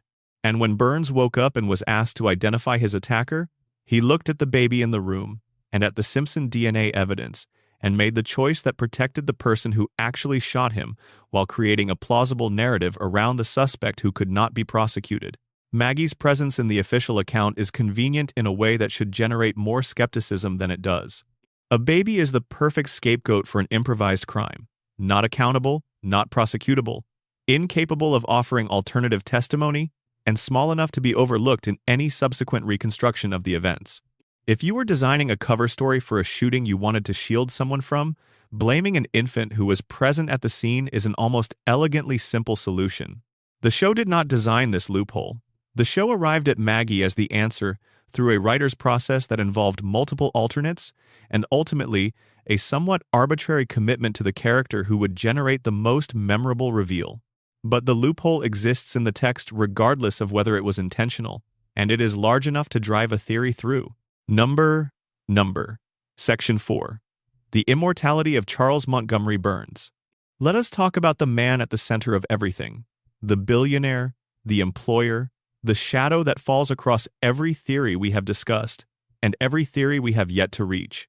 Charles Montgomery Burns has been alive, by the show's own internal accounting, for somewhere between 100 and 140 years. His birth date has been stated, implied, and contradicted across dozens of episodes, but every version of the timeline places his birth in the late 19th century. He has first-hand memories of events from before the turn of the 20th century. He has described working relationships with historical figures who died before most of the show's audience was born.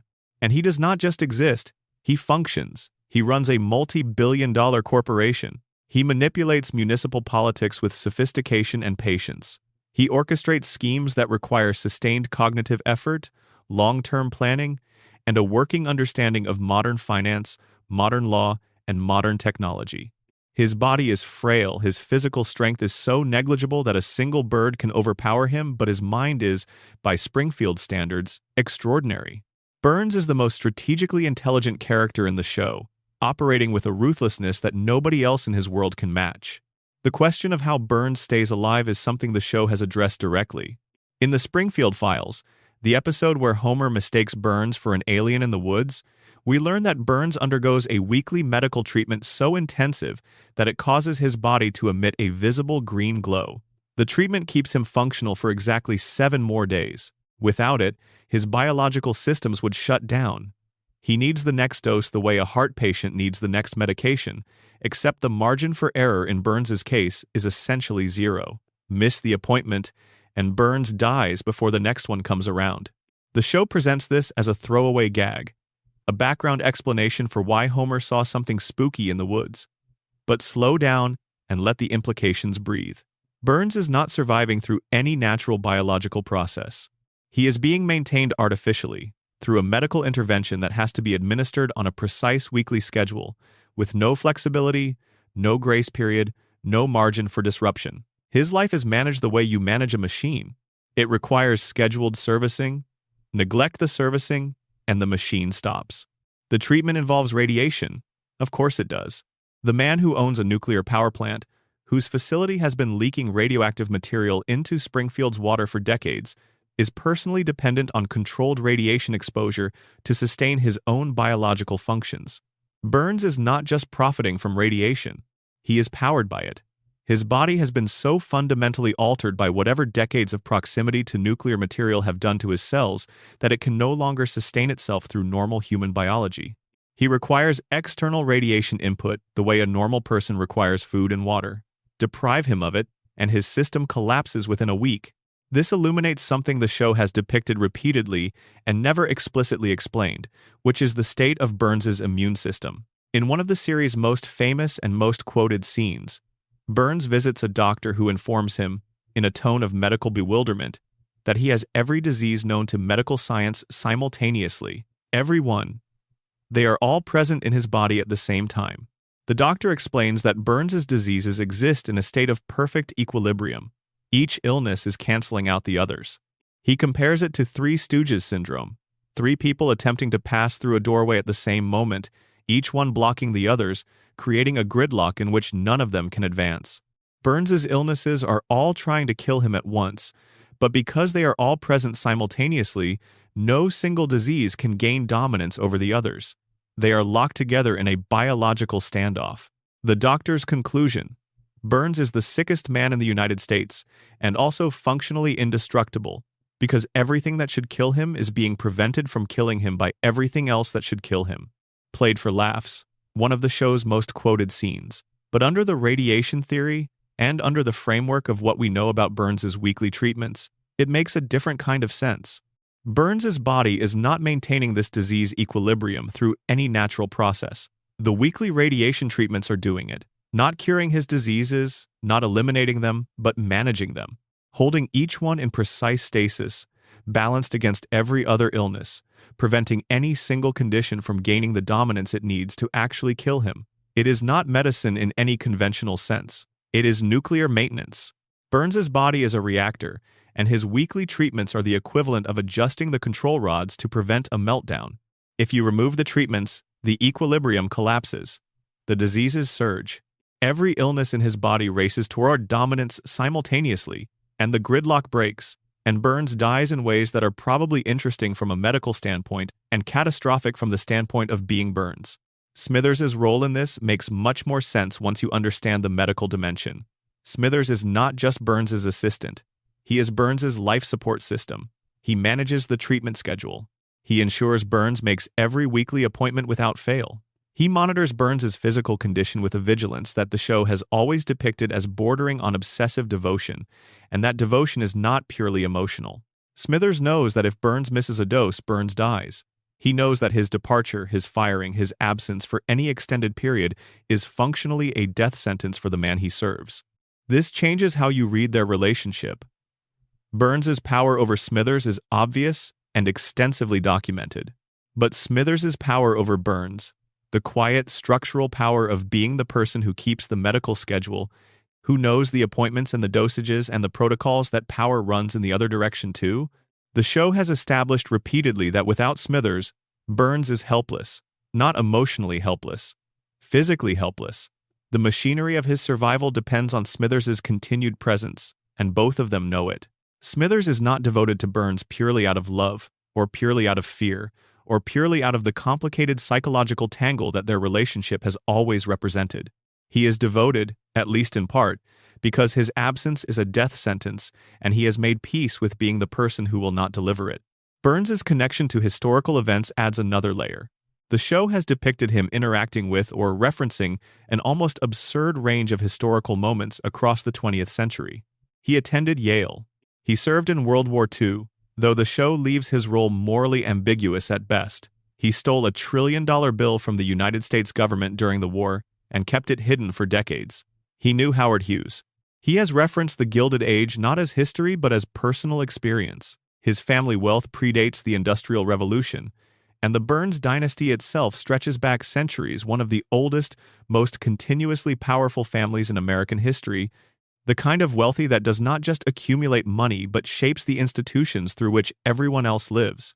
The show has depicted the Burns family as having existed in positions of power and influence for so long that the concept of historical accountability has never really applied to them. They were present for the founding of major American institutions. They built infrastructure and then charged people to use it. They existed so far above the reach of ordinary law that legality became, for them, more of a suggestion than a constraint. Burns inherited this legacy and has been extending it for well over a century. The question the show never answers, but which the immortality theory implicitly raises, is whether Burns is unique in his family's history, or whether previous generations of the Burns dynasty employed similar strategies to extend their hold on power. Before nuclear radiation, before modern medicine, before any of the technology that currently keeps Burns operational, what did earlier Burns patriarchs use? The show does not say, but it establishes that the Burns dynasty has been in continuous control of its fortune for longer than most American institutions have existed, and that kind of continuity does not happen through normal generational succession. It requires either extraordinary luck or extraordinary measures, and Burns is not a man who relies on luck. Burns has come closer to dying than almost any other character on the show. He has been shot by Maggie Simpson and survived. He has been hospitalized dozens of times. He has collapsed, fallen, been attacked, been poisoned, been left in the wilderness, and every single time he comes back, not through cartoon resilience, not through the same mechanism that lets Homer walk away from a cliff fall. Burns comes back through infrastructure, through money, through the machinery of wealth that ensures that no matter what happens to his physical form, there will always be someone standing by with the resources to rebuild him. Homer's survival in the show is passive. The narrative needs Homer alive, so Homer stays alive. Burns's survival is engineered. He has spent a century building a system designed to ensure his continued existence regardless of what his body does or what is done to it. Every dollar ever spent, every institution ever corrupted, every politician ever purchased, every doctor ever retained on exclusive contract, all of it serves a single purpose: keep Burns alive. Keep the treatments coming. Keep the equilibrium stable. Keep the reactor running. Because if Burns dies, his empire has to answer for what it has built. The power plant has to answer for what it has done to Springfield. The decades of leakage and contamination and covered violations have to be accounted for. The three-eyed fish has to be explained. The skeletons in the basement have to be identified. Every deal made in the dark, every politician bought, every regulatory inspection failed, all of it becomes a liability the moment Burns is no longer around to manage it. Burns cannot die because dying would mean the system he built finally faces its own consequence. And systems do not allow themselves to die when they have the resources to prevent it. Springfield's economic dependency on Burns completes the loop. The town's economy depends on the power plant. The power plant depends on Burns. Burns depends on the treatments. The treatments depend on the infrastructure that Burns's wealth provides. It is a closed system, a self-sustaining cycle where the man and the machine and the money all feed each other. Springfield cannot kill Burns because Springfield cannot survive without Burns. And Burns cannot die because dying would mean the end of the only structure keeping Springfield functional. He is not immortal. He is something stranger and more specific than immortal. He is too expensive to die. The people of Springfield will keep paying the bill for his survival in electrical costs, in medical expenses borne by the community, in the ongoing environmental price of the plant's continued operation for as long as Burns keeps the lights on, which, if his treatment schedule holds and his infrastructure remains intact, could genuinely be forever. The oldest man in Springfield, possibly the oldest man in America, maintained by weekly radiation treatments, sustained by a fortune that predates the nation, protected by an assistant whose devotion is inseparable from the logistics of keeping someone alive, surrounded by a population too neurologically compromised to look at a man who glows in the dark and notice what that implies. That is Charles Montgomery Burns. And every other theory we have discussed, the radiation, the coma, the shooting, the frozen timeline, all of them exist in a world that he created, maintains, and has arranged to outlast him only if he chooses to let it. He has not made that choice yet. What Burns has built in Springfield is worth understanding as a system rather than as the consequence of individual greed. Individual greed is the motivation. What it has produced is something more structural, more durable, more resistant to disruption than individual greed alone could sustain. Burns built a monopoly. Not just an economic monopoly, though the power plant's dominance over Springfield's electrical supply is that as well. He built a comprehensive monopoly over the conditions of life in Springfield. He controls the energy. He employs a significant portion of the workforce. His economic presence shapes the tax base that funds the schools and the roads and the emergency services.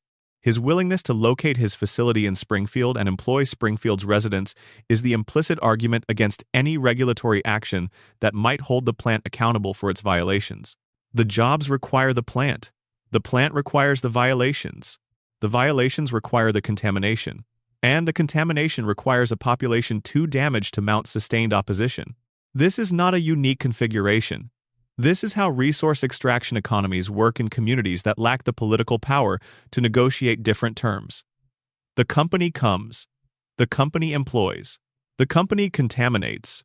The community becomes economically dependent on the company before it fully understands what the company is doing to it. By the time the contamination is visible, the dependency is so complete that challenging the company means destroying the community's economic foundation. The community is held hostage by its own need for what the company provides. Burns has run this configuration in Springfield for over a century. He has had time to refine it. He has had time to identify and neutralize every potential source of resistance. The political structure of Springfield is in his pocket. The regulatory apparatus that should be holding him accountable is staffed by people who depend on Springfield's economic vitality, which depends on Burns. The media that should be reporting on the contamination operates in a community that depends on Burns for advertising and economic stability. The medical establishment that should be documenting the health effects of the contamination exists in a town where Burns is the primary economic power and where challenging that power is professionally dangerous. The system is not self-sustaining in the sense of running without Burns's continued involvement. It requires his active maintenance. Burns spends significant resources and attention on keeping the configuration stable, but it is also not purely dependent on his personal effort. The system has internal logic that perpetuates itself even when Burns is not directly managing it. The economic dependency creates the political weakness. The political weakness creates the regulatory gap. The regulatory gap allows the contamination to continue. The contamination creates the cognitive impairment that prevents organized opposition. The cognitive impairment sustains the economic dependency. The loop runs. Homer is inside the loop. Every member of the Simpson family is inside the loop. Every Springfield resident who drinks the water and breathes the air and cashes a paycheck from the plant is inside the loop. The show has spent 36 years depicting a community inside this loop with such affection and such humor and such genuine sympathy for the people trapped in it that the loop itself has become almost invisible. You watch the show and you see Homer and Marge and the kids and the neighbors and the town, and you love them, and you laugh with them, and you feel for them. And the loop runs behind all of it, quiet and patient and infinitely self-sustaining. Burns knows it is running. He is the only person in Springfield who has the perspective and the cognitive resources to see the whole system at once. His immortality, his age, his personal management of his own radiation exposure, all of these give him a vantage point that nobody else in the show possesses. He sees Springfield from the position of someone who built it and has watched it run for generations. And what he sees is a system that works. Not for the people inside it, not for the Simpsons, not for Ned Flanders, not for Hans Moleman, not for any of the yellow-skinned, four-fingered, cognitively impaired residents living under his cooling towers, but for the system itself, for its continued operation, for the particular configuration of power and dependency and contamination and denial that keeps the plant running and keeps Burns at the top and keeps the money flowing in the direction that money has always flowed in Springfield. The system works. It has always worked, and Burns has no incentive to stop running it because he is the only person positioned to understand it, and understanding it is the same as profiting from it, And profiting from it for over a century is the same as having built your entire existence around it. And an existence built around a system is not capable of imagining what it would mean to dismantle that system.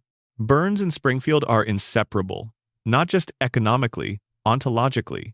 Springfield without Burns would not know how to be Springfield. Burns without Springfield would have no laboratory in which to sustain the experiment that keeps him alive. They have been constituted by and through each other for so long that the distinction between the town and its billionaire has become largely theoretical. Number. Section 5. The Principal and the Pauper. The town that voted for a lie. There is an episode of The Simpsons that fans have spent nearly 30 years calling the worst episode the show ever produced. They cite it as the moment everything went wrong, the turning point where the writers abandoned their responsibility to continuity, the point of no return after which The Simpsons became something lesser than it had been. They have been reading it backwards. Season 9, Episode 2, The Principal and the Pauper. It aired on the 28th of September, 1997, and the backlash from the fanbase was immediate and has never fully dissolved. Decades later, the episode is still regularly cited as the nadir of the series. Critics call it a betrayal. Longtime viewers call it the moment their trust in the show was broken. Harry Shearer, the voice actor who plays Principal Skinner among a dozen other Springfield residents, publicly stated his displeasure with the storyline. All of that reaction, that sustained, passionate, never quite subsiding anger, is because the episode did something more honest than fans were prepared for. It showed Springfield exactly as Springfield is. It just had the bad manners to do it in plain sight. Here is what happens. Springfield Elementary holds an event honoring Principal Seymour Skinner's 20 years of service to the school. During the celebration, a stranger walks in, a man nobody recognizes. He introduces himself as Sergeant Seymour Skinner, the real Seymour Skinner, a decorated Vietnam War veteran who was taken prisoner and presumed dead during the conflict. He survived captivity. He escaped. He made his way home to Springfield, and he discovered that during the 2 decades he was gone, someone else had been living his life. The man Springfield has known as Seymour Skinner for 20 years is, in fact, an imposter named Armin Tamzarian. Before Vietnam, Tamzarian was a street criminal, a kid from nowhere with no future and no prospects. He was drafted, served alongside the real Skinner, and when Skinner was captured and presumed killed, Tamzarian felt responsible. He traveled to Springfield to deliver the news of Skinner's death to his mother, Agnes. But when he arrived, Agnes assumed he was her son. She needed him to be her son. And Tamzarian, who had never been wanted anywhere, who had never had a family or an identity worth protecting, went along with it. He became Seymour Skinner. He adopted the name, the rank, the history, the relationship with Agnes, the entire life of a man he had watched be taken captive. He lived inside that stolen identity for 20 years, until the real Skinner walked through the door. Now here is where the episode does the thing that earned it all that contempt, and the thing that makes it, on closer inspection, the most important episode the show ever produced. Springfield holds a meeting. The real Seymour Skinner is present. Armin Tamzarian is present. The truth is fully exposed. Everyone in Springfield knows that their principal is a fraud. Every resident is aware that the man who has been running their school, raising their children, participating in their community for 2 decades is not who he has claimed to be. And the town votes, not on whether to press charges, not on whether to restore the real Skinner's name and identity and position, not on what to do with a man who has spent 20 years impersonating a war veteran. They vote on whether to acknowledge the truth at all. The verdict is unanimous. They choose the lie. Judge Snyder issues a legal decree. The imposter is officially declared to be the real Skinner. The man whose identity was stolen, the actual Seymour Skinner, the veteran who survived a prisoner of war camp and came home only to find his entire life occupied by a stranger, is tied to a railroad car and physically removed from Springfield. The judge makes it explicitly illegal to ever mention what happened again, under penalty of torture. That is what the episode actually depicts. A community collectively and deliberately chooses to sustain a known fiction over an established truth. They have definitive proof. They have the actual person whose identity was taken, standing in front of them. And they look at the evidence, and they look at the comfortable lie they have been living with for 20 years, and they vote to keep the lie. They exile the truth. They criminalize the act of mentioning it. And fans called this lazy writing. What the fans were actually feeling, without fully articulating it, Was the discomfort of watching Springfield do explicitly and in plain sight what Springfield has always done implicitly and off-screen. The episode did not break the show's internal logic. It demonstrated the internal logic in a way that could not be dismissed as a cartoon convention or a continuity error or a deliberate surreal flourish. It put the mechanism on the table, lit it up, and said, "Look at this. This is how your town works." Springfield has always operated this way. The town has always chosen the version of reality that costs the least to maintain. The town has always agreed to forget whatever does not fit the narrative it needs to sustain itself. The principal and the pauper is not the exception to this. It is the exposure of the rule. Think about everything else that has happened in Springfield that should have permanently and dramatically altered the town's reality. The town has been destroyed by a comet and rebuilt within an episode. It has been sealed under a federal government dome. It has survived a nuclear near-miss that would have triggered emergency legislation in any real jurisdiction. It has experienced an alien encounter that ended with the aliens simply leaving and nobody discussing it further. It has had its sunlight eliminated by a mechanical disc constructed by its primary employer. It has faced environmental contamination so severe that the EPA classified it as a containment zone.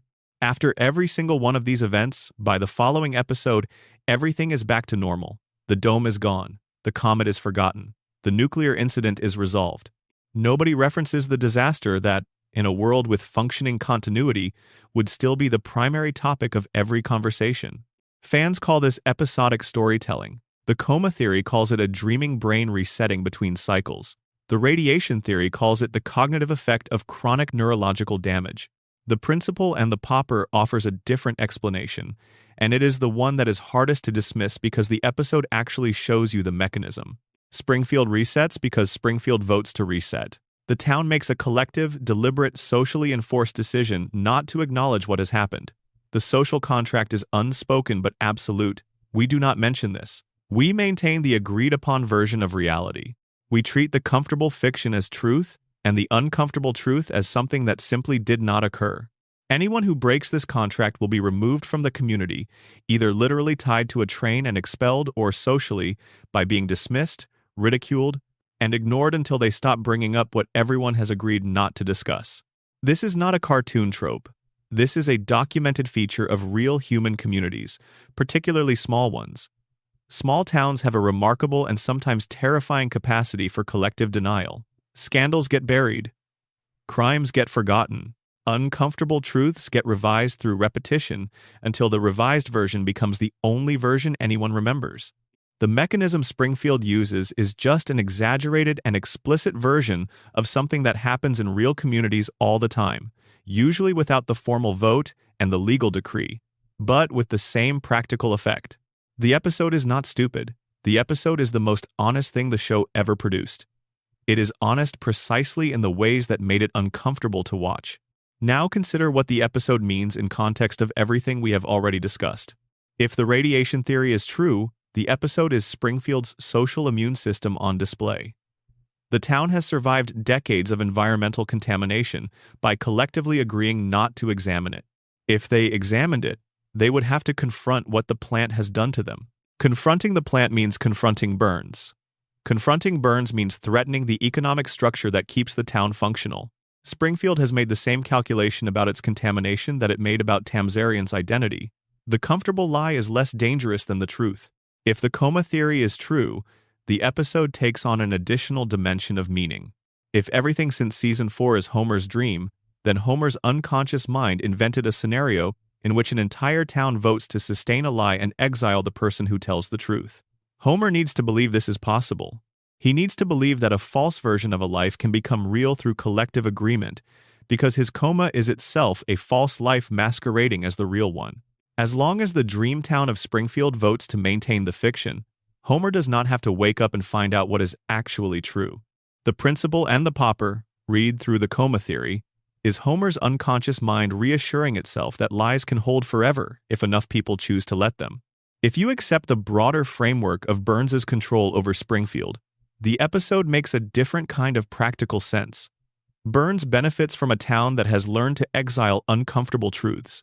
A population that will not look directly at evidence it finds disruptive to its daily life is a population that will not look directly at a cracked cooling tower or a three-eyed fish or a billionaire who remembers the Spanish-American War. The institutional capacity for collective denial that the principal and the pauper makes explicit is the same capacity that protects Burns's operations from accountability. The two things are not separate. They are the same behavior applied to different objects. Springfield does not forget because its residents lack the intelligence to remember. Springfield forgets because remembering would set in motion a chain of consequences that nobody in the town has the resources to survive. If they remembered the dome, they would have to acknowledge the pollution. The pollution leads to the plant. The plant leads to Burns. Burns leads to questions about what the plant has been doing to the people living around it for 30 years. Those questions, once genuinely asked, do not have answers that leave the town intact. So they do not ask. They vote not to ask. They make it a punishable offense to keep asking, and anyone who shows up with proof that the official narrative is false gets tied to a train and sent somewhere else, because the community cannot afford to have that person standing in the middle of it, being right in public. The real Seymour Skinner was Springfield's version of that person. He arrived with incontrovertible proof that everything the town thought it knew about one of its major institutions was built on a fiction. He was correct. He could demonstrate that he was correct. And the town's response was to remove him from the premises and make his correctness illegal. That is not comedy. That is a diagnostic. The episode is the show telling you exactly how Springfield maintains its impossible equilibrium through consensus, through denial, through the systematic removal of anyone or anything that threatens the version of reality the community needs to function. Armin Tamzarian is still pretending to be Seymour Skinner. He is back in his office at Springfield Elementary. He is still calling Agnes his mother. The fiction is still running. The real Skinner is out there somewhere, on a train, exiled from his own name, living proof that the truth is out there but that in Springfield, being true does not give you the right to stay. The last honest man in a town that made honesty a crime. That is what the principal and the pauper actually is. Not a writing failure, not a betrayal of the audience. A mirror held up to Springfield at exactly the right angle to show you the thing the show has been depicting all along without making it explicit. The fans hated it because mirrors are uncomfortable when what they reflect back is something you were not ready to see. There is a dimension to the principal and the pauper that rarely gets discussed, which is what the episode reveals about the nature of identity in Springfield more broadly. Armin Tamzarian became Seymour Skinner so thoroughly that the question of which one is real has a genuinely complicated answer by the end of 20 years. Tamzarian did not simply impersonate Skinner. He lived the life. He raised Agnes's son, in the sense that he was the person in Agnes's life performing that role. He ran the school. He had relationships with the students and the teachers and the parents. He developed his own history with Springfield, his own memories, his own accumulated sense of who he was in the context of this community. Is that person real? The real Seymour Skinner is a man who served in Vietnam, who survived captivity, who came home to find his identity occupied. He is real too, in the sense that he is the original holder of the name and the history. But the Springfield that the real Skinner returns to has been shaped by 20 years of the other person in his role. The students who went through Springfield Elementary during those 20 years were educated by Tamzarian as Skinner, not by the real Skinner. The relationships, the memories, the institutional history of the school during that period, all of it belongs to the impersonator. The town voted to keep Tamzarian not just out of comfort or laziness. They voted to keep him because on some practical level, he is the Seymour Skinner that Springfield actually has. The real Skinner is a stranger. He has the original claim on the name and the identity, but Springfield has no relationship with him. Springfield has a 20-year relationship with the man who was using that name. And when forced to choose between the authentic original and the lived experience of 20 years with the substitute, Springfield chose the one it actually knew. This is what the episode is really diagnosing. Not just Springfield's preference for comfortable lies over uncomfortable truths, though it is that, but the specific way that a community's lived experience can come to constitute its reality more authoritatively than objective facts about the origins of that experience. The lie that has been lived for 20 years is more real to Springfield than the truth that has just walked through the door, because the lie is what Springfield has actually experienced. The truth is abstract. The lie is concrete. The lie is the principal who called their children to assembly, who disciplined them in his office, who attended their events and navigated their school's politics, and feuded with their parents. The truth is a stranger in a room who has a certificate proving he was there first. This is not unique to Springfield. This is how identity and community actually work in human societies. Legal ownership of a name or a position is one kind of claim. Lived community membership is another. In Springfield's case, the community chose the second over the first and made it official through a legal decree, which is unusual in its explicitness but not unusual in its underlying logic. The real scandal of the episode is not that Springfield chose the lie. It is that making such a choice, explicit voting on it, encoding it in law, physically expelling the truth from the community, required an institutional structure that should be uncomfortable to observe. The choice that communities usually make implicitly and deniably, Springfield made formally and on the record. And that formal record is what made the audience so uncomfortable. The episode held up a mirror. The reflection was recognizable. And recognizable is far more disturbing than strange. The principal and the pauper revealed something about Springfield's social architecture that rewards close examination, which is the specific mechanism through which the collective agreement to forget is maintained and enforced. The formal vote and the legal decree are not the normal way this mechanism operates. In the vast majority of cases, Springfield's collective forgetting happens without explicit coordination. Nobody calls a meeting to vote on whether to remember the comet. Nobody issues a legal decree making it illegal to mention the nuclear near miss. The town just moves on. And in moving on, it produces the same result as a formal vote, which is that the event recedes from the community's shared discourse and eventually from its shared memory. The principal and the pauper made the implicit mechanism explicit. That is what disturbed the audience. Not the mechanism itself. The mechanism had been operating in the show for a decade before this episode, but the explicitness. Seeing it laid out as a formal democratic process, seeing the machinery of collective forgetting made literal, is what generated the backlash. Because the episode was not inventing something new about Springfield. It was showing you what you had been watching all along and trusting familiarity to obscure. The enforcement of the forgetting operates through social consequences rather than legal ones in most cases. Springfield's residents do not need a judge to tell them not to mention certain things because the social consequences of mentioning certain things are well established through lived experience. People who persist in bringing up uncomfortable truths in Springfield get the same treatment the real Seymour Skinner got, functionally, if not literally. They are dismissed, socially marginalized, treated as troublemakers, and eventually excluded from the community's normal social functioning. This is the mechanism that keeps Springfield's contamination from being publicly examined. Not a formal conspiracy, not a deliberate cover-up in the thriller movie sense. A diffuse social pressure that makes truth-telling costly and forgetting costless. The person who stands up at a town meeting and says the nuclear plant is poisoning us faces that pressure. They face the hostility of people who depend on the plant for their income. They face the skepticism of a community that has normalized the effects of the contamination enough to find the accusations implausible. They face the institutional weight of a government and a regulatory apparatus that Burns has spent decades cultivating. And they face it alone, because the community's collective memory has been systematically managed to prevent the kind of shared awareness of shared experience that would allow them to find allies. Lisa faces this mechanism constantly. She is the character who most consistently attempts to speak the kinds of truths that Springfield's social contract forbids, and she experiences the consequences of that attempt in almost every episode where she tries it. She is not wrong. She is almost never wrong. But being right in Springfield is not the same as being heard, and being heard is not the same as being believed, and being believed is not the same as being able to effect change. The mechanism stops her at every stage. Not through any particular individual's malice, but through the accumulated weight of a community that has organized its social life around not knowing certain things. The principal and the pauper showed you what happens to the person who refuses to stop being right in public. The real Seymour Skinner was right. He had the original claim. He had the documentation. He had the truth on his side in every respect that truth can be on someone's side. And Springfield tied him to a train and sent him somewhere else, because the community could not afford to have someone with his kind of rightness standing in the middle of it. That is what the episode is actually about. Not Armin Tamzarian, not identity.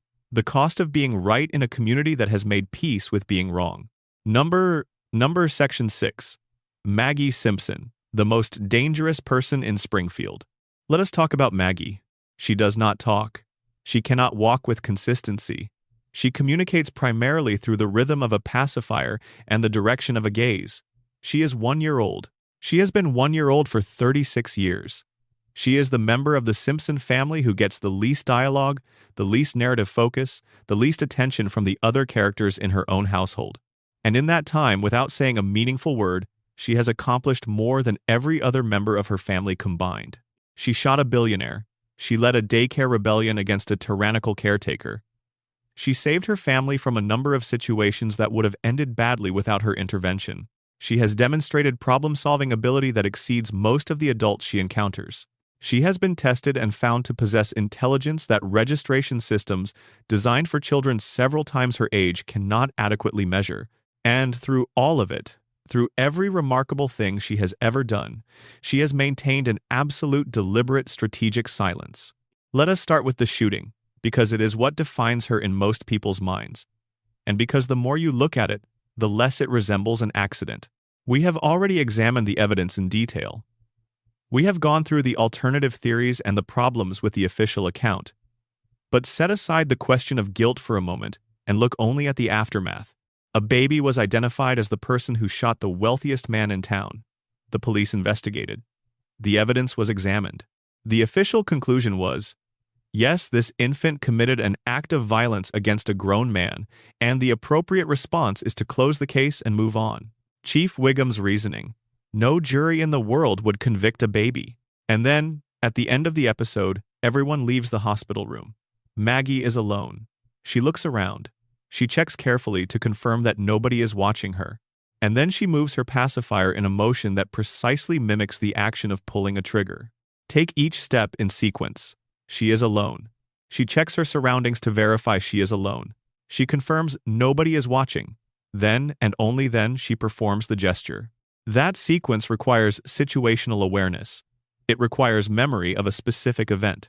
It requires the judgment to determine that this particular gesture is one that should be performed in private rather than in front of an audience. It requires impulse control, the ability to wait until the right conditions are present before acting.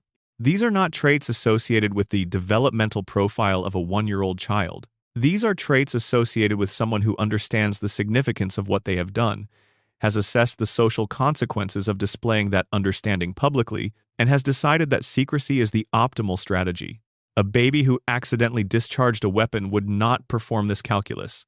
A baby who witnessed something would simply mimic it when reminded of it, without the elaborate prior step of checking to ensure no one was watching.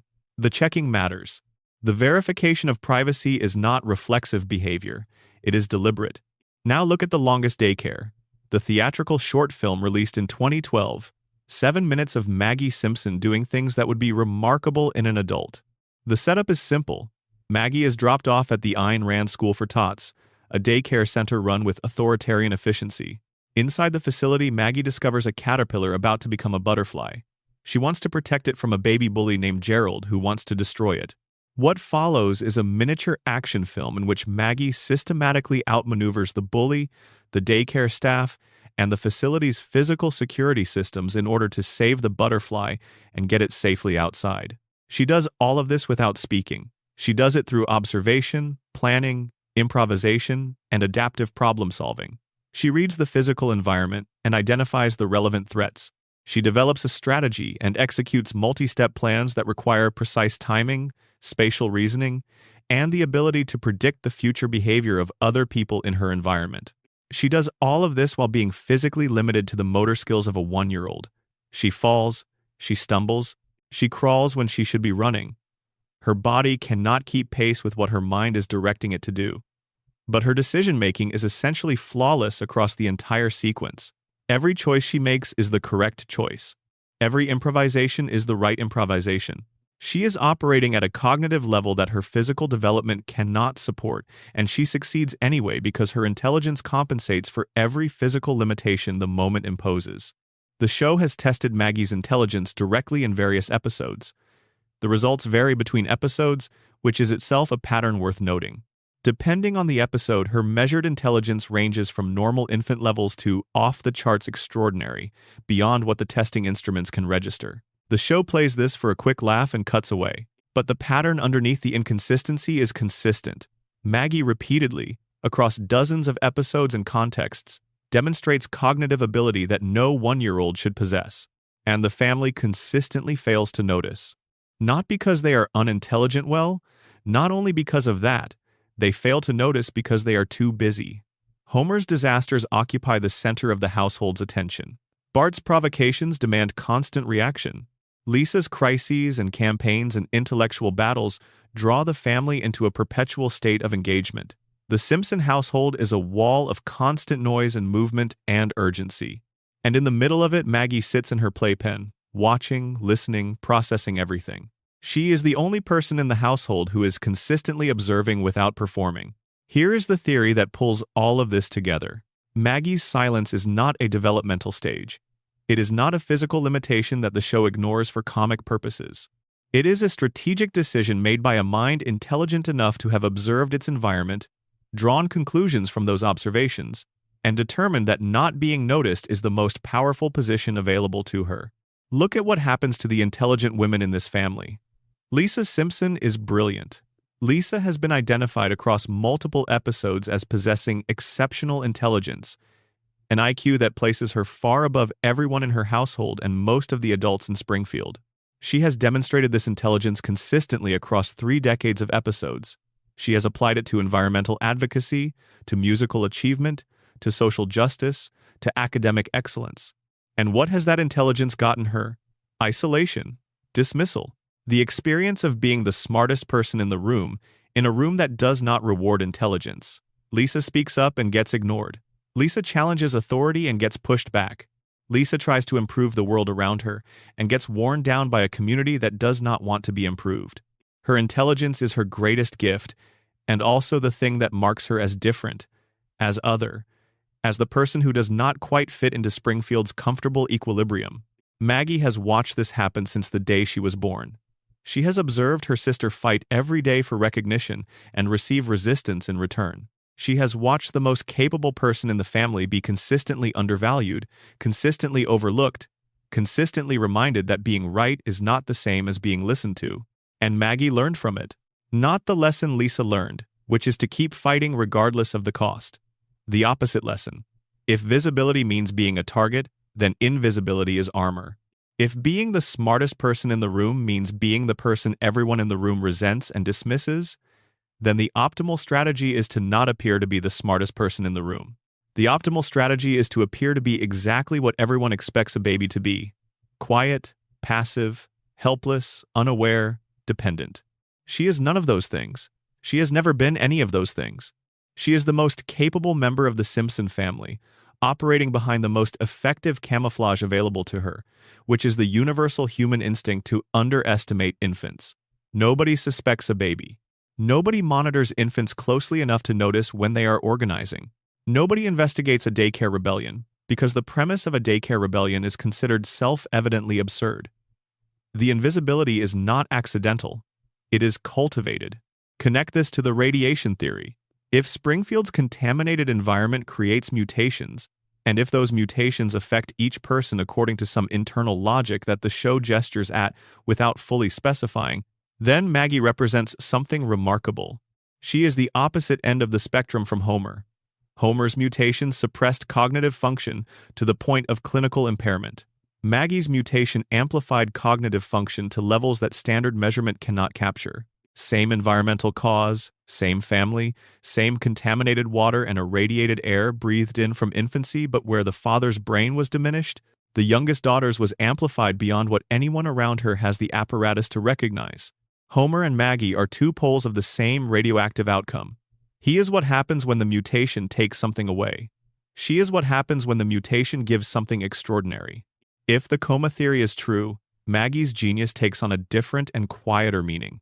If Homer is dreaming, if every episode since April 1993 is the product of an unconscious mind holding onto its family, then Maggie's extraordinary capability is Homer's deepest hope for his youngest child, projected into the dream because he cannot access the reality. He cannot see her grow up. He cannot watch her develop. He cannot hear her speak or see her walk or learn what kind of person she becomes without him there. So in the dream, he makes her extraordinary. He gives her an intelligence that transcends her physical development. He makes her capable of things that no actual baby could do. Because in the coma, Homer needs to believe that Maggie will be okay even without him there to protect her. Her genius, in that reading, is not a mutation, it is a father's prayer. But outside the coma theory, in whatever passes for the waking world of Springfield, there is a darker reading. Maggie is brilliant, and she has decided not to let anyone know it. She has observed her environment and concluded that this is the safest available choice. She watches everything and says nothing and waits. For what? The show has never answered this. Maggie's endgame is genuinely the last unsolved mystery in the Simpson family, the one thread that has never been pulled. She is the only character whose future remains completely unknown, because the show has never definitively demonstrated what she is ultimately capable of. We have glimpses. We have seen her shoot a man. We have seen her command a room full of infants. We have seen her solve problems that defeat adults. We have seen her confirm or contradict testimony with a single, steady gaze. The family trusts her judgment in ways they do not articulate and probably could not explain. Maggie Simpson is 1 year old. She cannot walk without falling. She cannot speak beyond a few specific sounds. She is the most powerful person on Evergreen Terrace, and she has spent 36 years making absolutely certain that nobody figures this out before she decides what to do with it. That might be the most unsettling thing about her. Not what she has done, but what she has chosen not to do yet. Behind the pacifier, behind those enormous calm eyes, behind decades of deliberate silence, something is watching and thinking and planning. And when Maggie finally decides to act, when she breaks the silence and reveals what she has been carrying behind that blank baby expression, Springfield will not see it coming. Because that is exactly how she designed it. There is a reading of Maggie's silence that goes even further than the strategic intelligence theory, and it is worth spending time with because it connects to something the show has been building across the years that Maggie has been present in it. Maggie is the only member of the family who has never been the protagonist of a season-long arc. She has had episodes built around her. She had the longest daycare. She had her role in the Burns shooting. She has had moments. But she has never been the center of a sustained narrative in the way that each of the other family members has been. Homer has had his mysteries and his adventures. Marge has had her crises and her explorations of who she is outside the family. Bart has had his school struggles and his occasional moments of genuine growth. Lisa has had her environmental crusades and her musical development and her search for connection. Maggie has had episodes. This is unusual for a main character in a show that has been running for 36 years. Every other major character has been developed, complicated, contradicted, and deepened across the show's run. Maggie has been present, has had moments, and has remained essentially unchanged. The other characters have been given arcs. Maggie has been given glimpses. The show has been treating Maggie the way Maggie treats herself, as a background figure who is present and watching and occasionally acting, but who has not yet arrived at the moment when her full capabilities become visible or relevant. The show is mimicking Maggie's own strategy. It is keeping her in the background, giving her moments of extraordinary capability, and then pulling back and continuing to treat her as the baby in the corner. If the show is doing this deliberately and 36 years of consistency suggests intentionality, then the implication is that the show is waiting for the same thing Maggie is waiting for. The moment when whatever Maggie has been building toward becomes the story rather than the subtext. The moment when the baby in the corner stands up. What would that look like? The show has given us fragments. She has demonstrated she can organize other children. She has demonstrated she can navigate complex environments strategically. She has demonstrated she can process violence and respond to it. She has demonstrated that she trusts her own judgment over the judgment of the adults around her in essentially every situation where they conflict. The question of what Maggie does when she decides the time has come is one the show has been deferring for 36 years.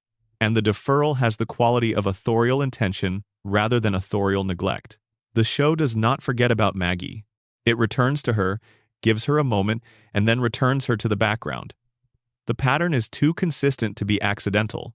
Whatever Maggie is waiting for, the show is waiting for it too. Let us catalog, carefully and without rushing, everything Maggie Simpson has accomplished in 36 years of deliberate silence. Because the catalog is more extensive than the casual viewer remembers, and when you see it assembled, it changes the picture of who Maggie is. She shot a billionaire. This is the headline, but it understates the significance. She did not just fire a gun accidentally. If you accept even a portion of the evidence that the shooting was intentional, she identified a target, acquired a weapon from an opponent much larger and stronger than herself, and discharged it with sufficient accuracy to strike him. In the chaos of the parking lot, after a charged public meeting, in the dark, as an infant. Whatever happened in that parking lot, Maggie was not a passive participant. She organized and led a rebellion in a daycare facility. The Ayn Rand School for Tots in Season 1 features a baby Gerald who functions as a bully. Maggie's response is not passive. She coordinates with the other infants. She identifies the power structure of the facility, locates its vulnerabilities, and directs a collective response that successfully challenges the established order. Organizing requires communication. It requires the ability to convey intent, to assign roles, to coordinate timing. Maggie does all of this without verbal language.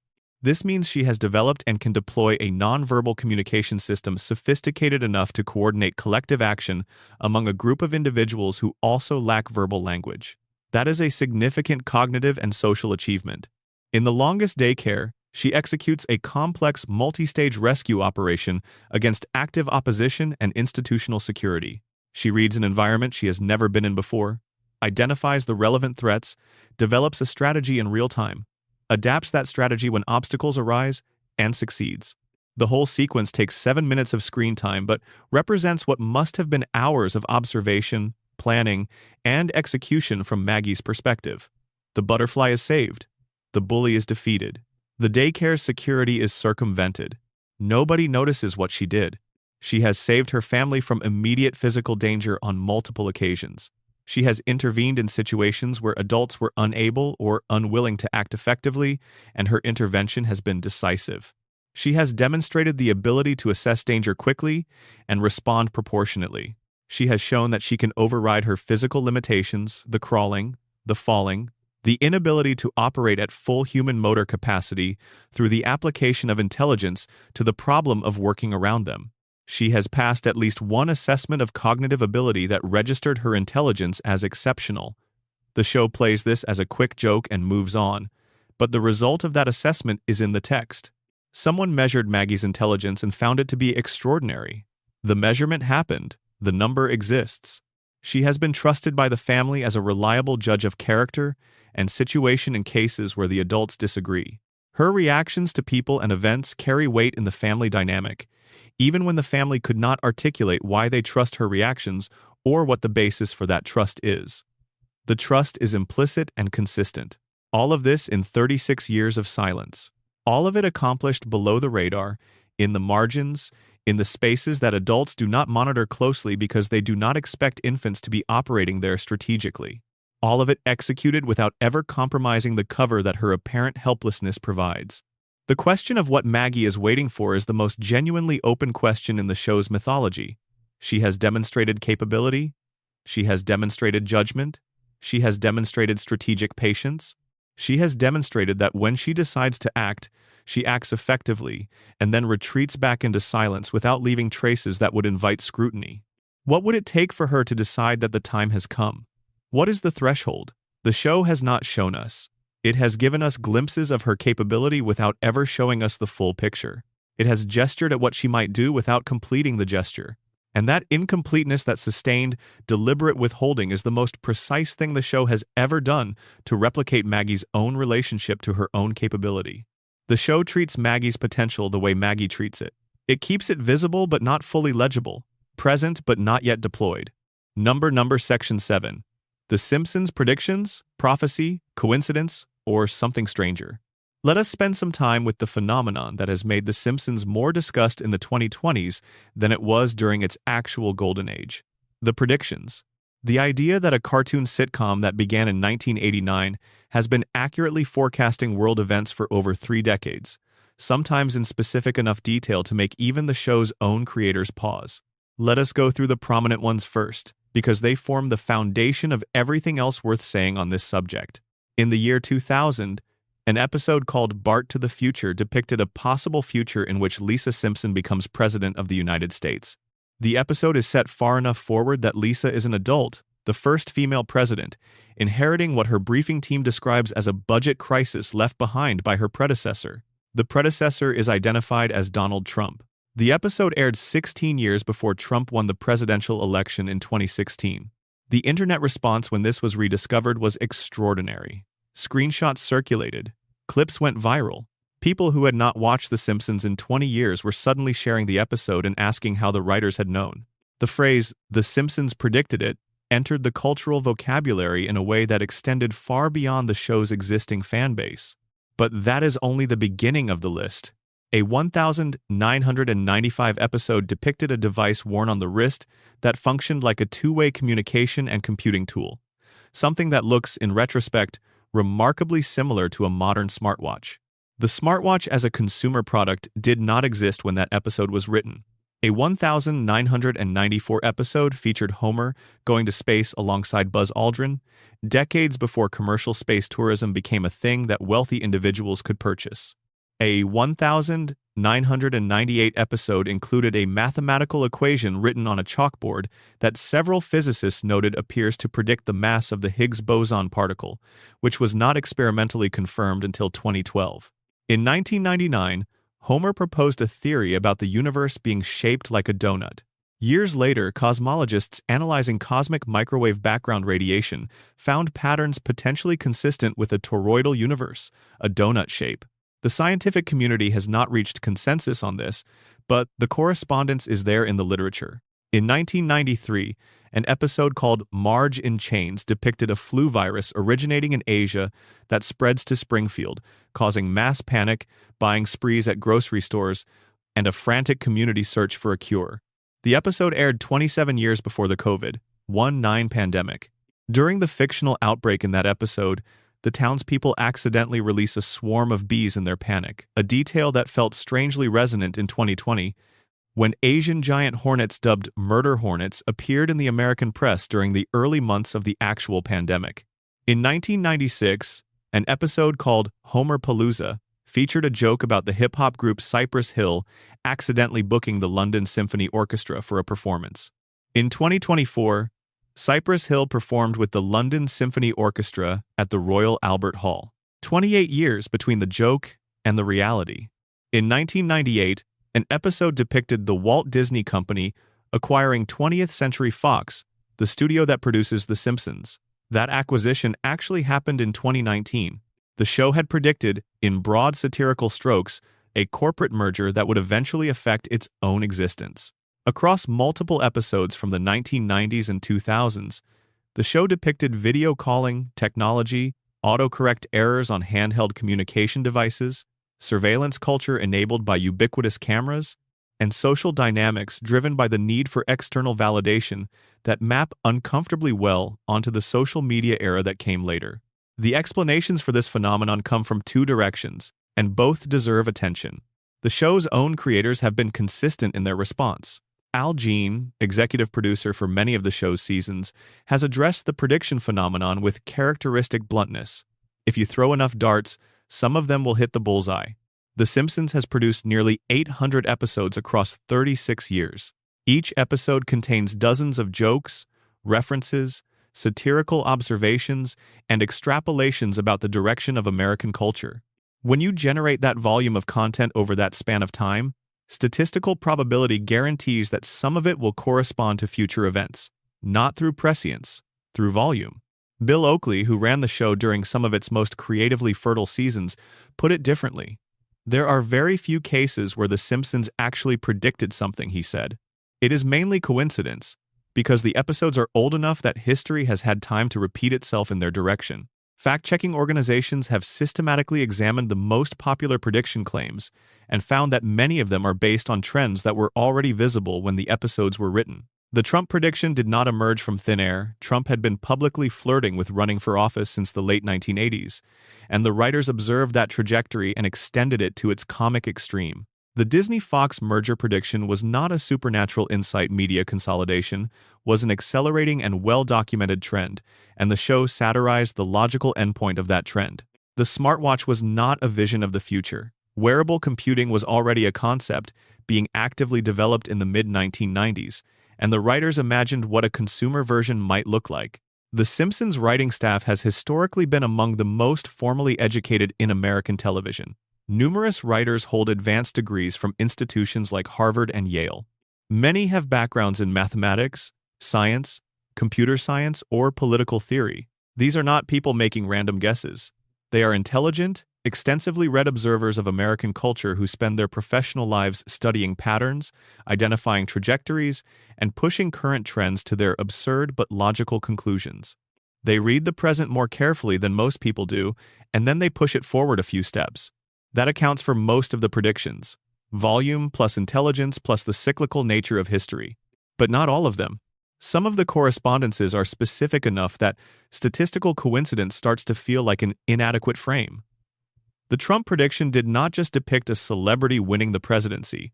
It depicted Trump specifically, by name, descending a staircase to make his announcement, which mirrors with uncomfortable precision the escalator descent that defined Trump's actual 2015 campaign announcement. The show got the name right and the visual right. The Siegfried and Roy episode did not merely suggest that tiger acts were dangerous. It depicted a specific scenario, a white tiger attacking one of the performers. That is almost exactly what happened in 2003 when Roy Horn was critically injured by one of the act's white tigers during a performance. These are not vague trend extrapolations. These are specific details that align with future events in ways that go beyond what pattern recognition and cultural observation reliably produce.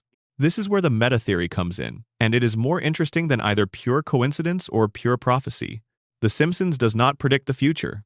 The Simpsons shapes it. The show is one of the most extensively watched, most quoted, most deeply embedded pieces of American media in the history of the medium. It has been running for longer than most of its current audience has been alive. Its jokes have become part of the American lexicon. Its observations have become part of how Americans understand their own culture, their own politics, their own families. When The Simpsons makes a joke about something about a political outcome, about a corporate merger, about a cultural shift, that joke enters the cultural bloodstream. Millions of people encounter it. It becomes a reference point. It becomes something that lives in the back of the audience's collective mind as a possibility, as a joke that is funny because it is plausible, as a vision of how things might go if they keep going the way they seem to be going. When the Trump presidency actually arrived, the cultural response among people who knew the episode was not shock. It was recognition. Of course, The Simpsons already told us this was coming. The show made the idea feel familiar before it happened. It did not predict the future so much as it primed the cultural imagination, made certain futures feel like inevitable punchlines rather than shocking novelties. When Disney bought Fox, the response was similar. Of course they did. The show told us media consolidation would go this far. When Cypress Hill played the London Symphony Orchestra, people who remembered the joke felt a jolt of recognition that felt like prophecy, but was actually the experience of a satirical premise becoming real life. The show's satire does not forecast the future. It normalizes the future. It takes trends already in motion and presents them as accomplished facts, giving the audience a template for recognizing those facts when they materialize. And when the facts arrive, the familiarity feels supernatural, because the human brain is not well equipped to distinguish between "I predicted this" and "I was prepared for this." Springfield does not reflect America.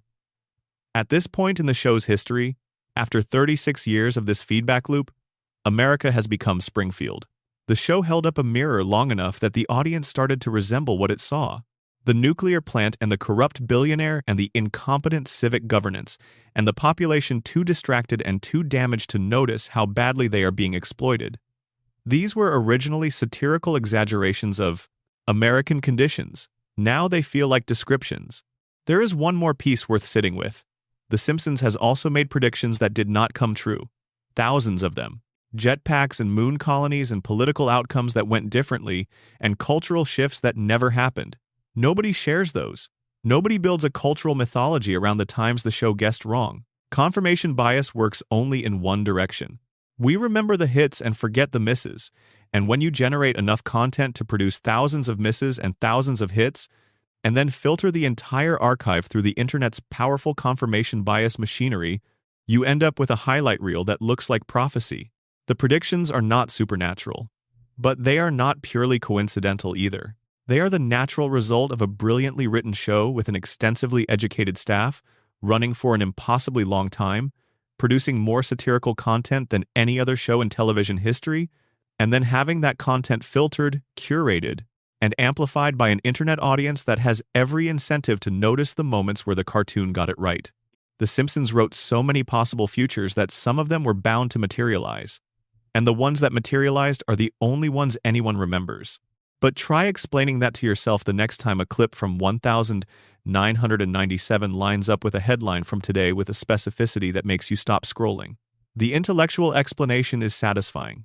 The feeling is not. The feeling is something stranger, the sensation of watching a show that has been running long enough to start feeling less like fiction and more like a recurring dream about a world that looks, from a certain angle, uncomfortably like the one outside your window.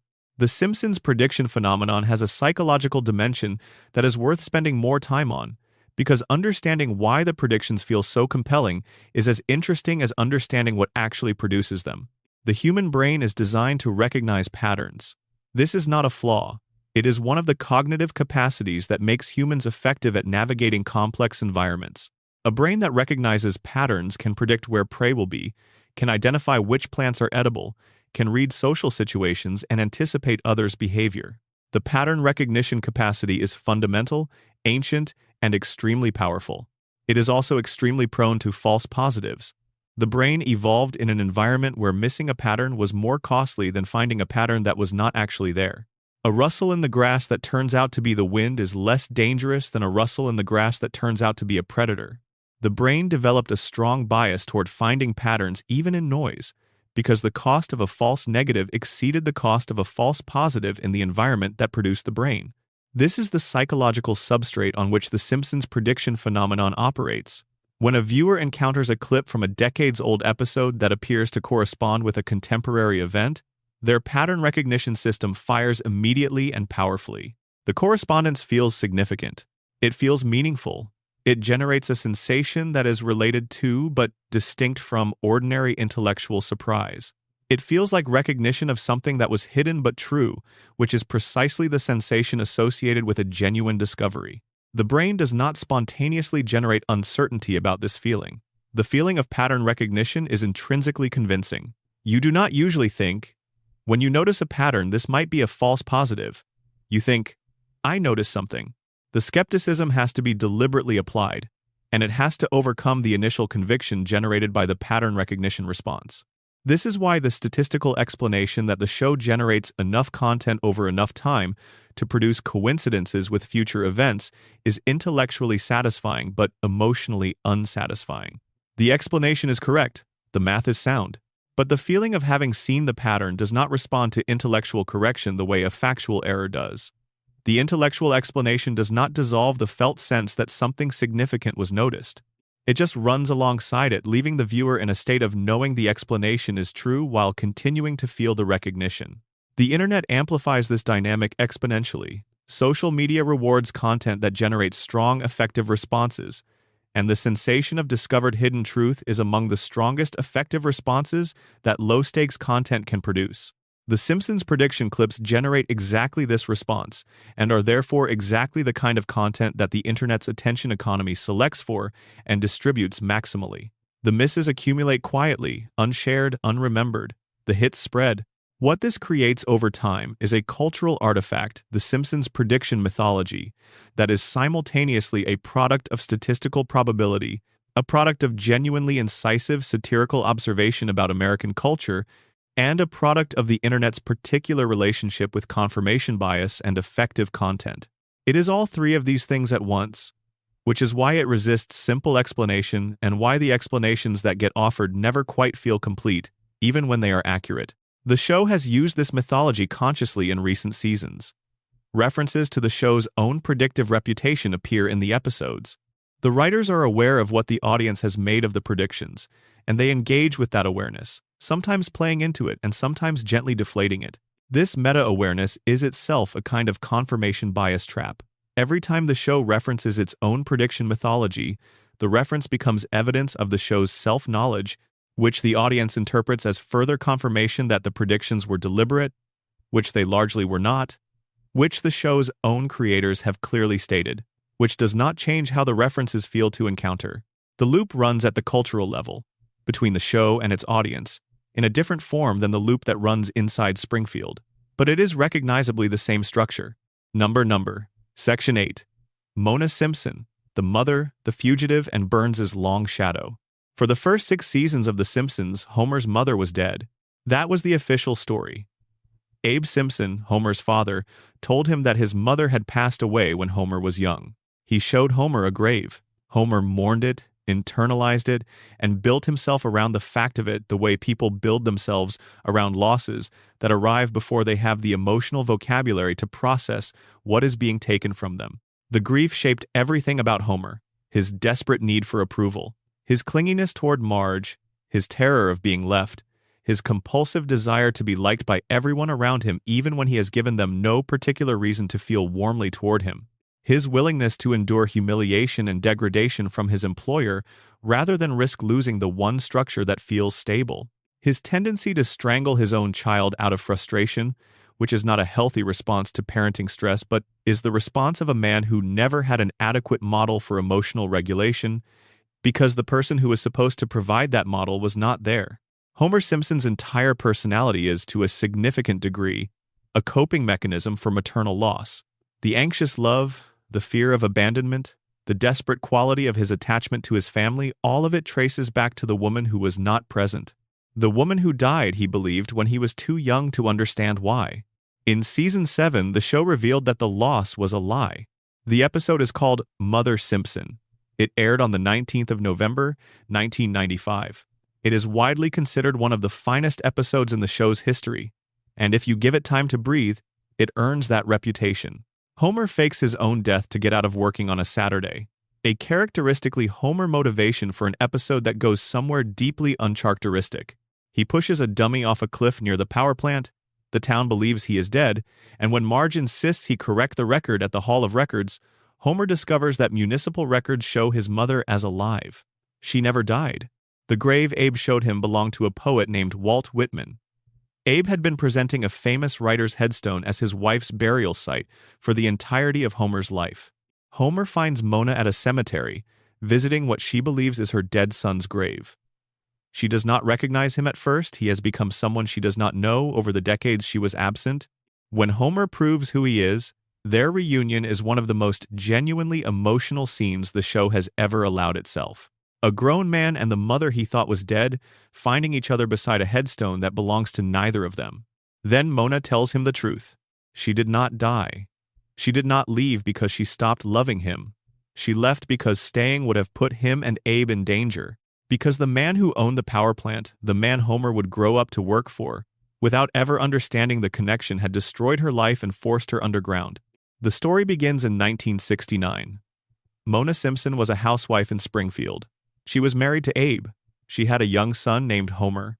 She was ordinary, unremarkable by her own description, living a quiet life while the world outside burned through the civil rights movement and the counterculture and the sustained national convulsion of the Vietnam era.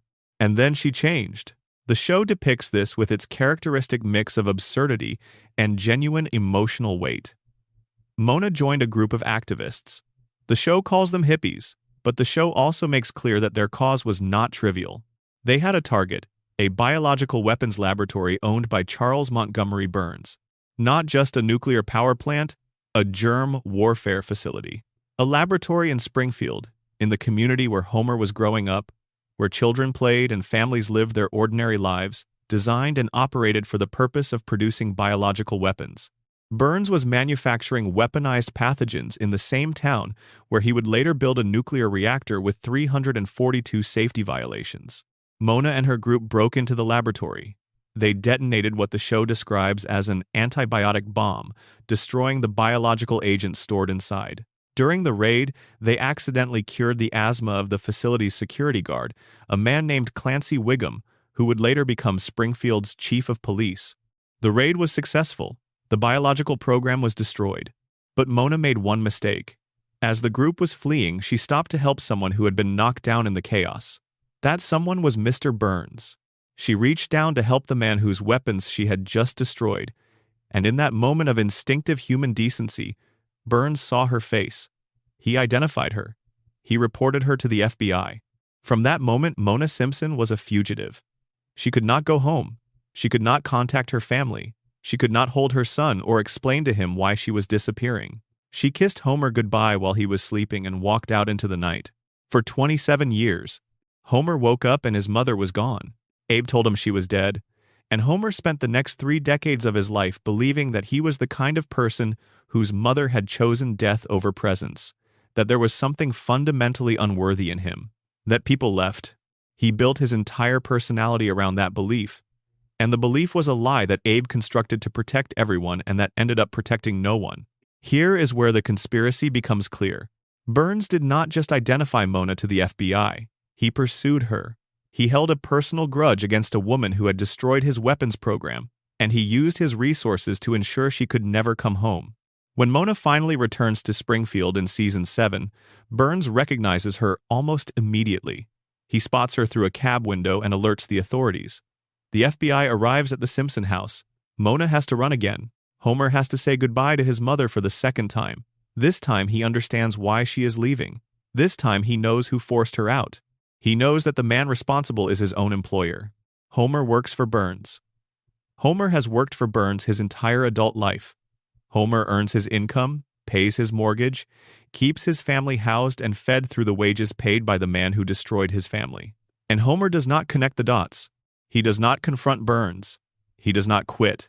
He does not even seem to fully process the connection between the billionaire who signs his paychecks and the billionaire who stole his mother. This is not played as a joke in the episode. It is played as tragedy.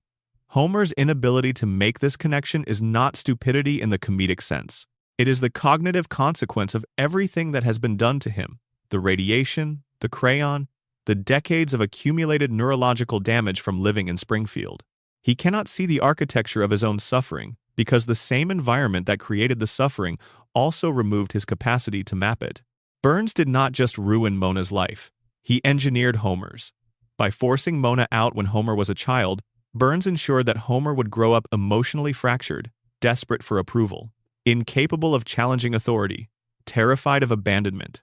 The ideal employee, a man who would work at a dangerous facility for 30 years without meaningful complaint, because the alternative, being alone, being without the structure of employment, being cut loose from the one external validation that his life has always provided, felt worse than any job. Homer does not work at the nuclear power plant because he lacks better options. Homer works at the nuclear power plant because Burns broke him before he was old enough to understand it was happening, and the broken version of Homer is precisely what Burns's operation requires. The show confirms the depth of this arrangement in a later season. It is revealed that Burns and Abe Simpson struck a deal. Burns had committed a crime, and Abe had discovered it. In exchange for Abe's silence, Burns guaranteed Homer permanent employment at the plant.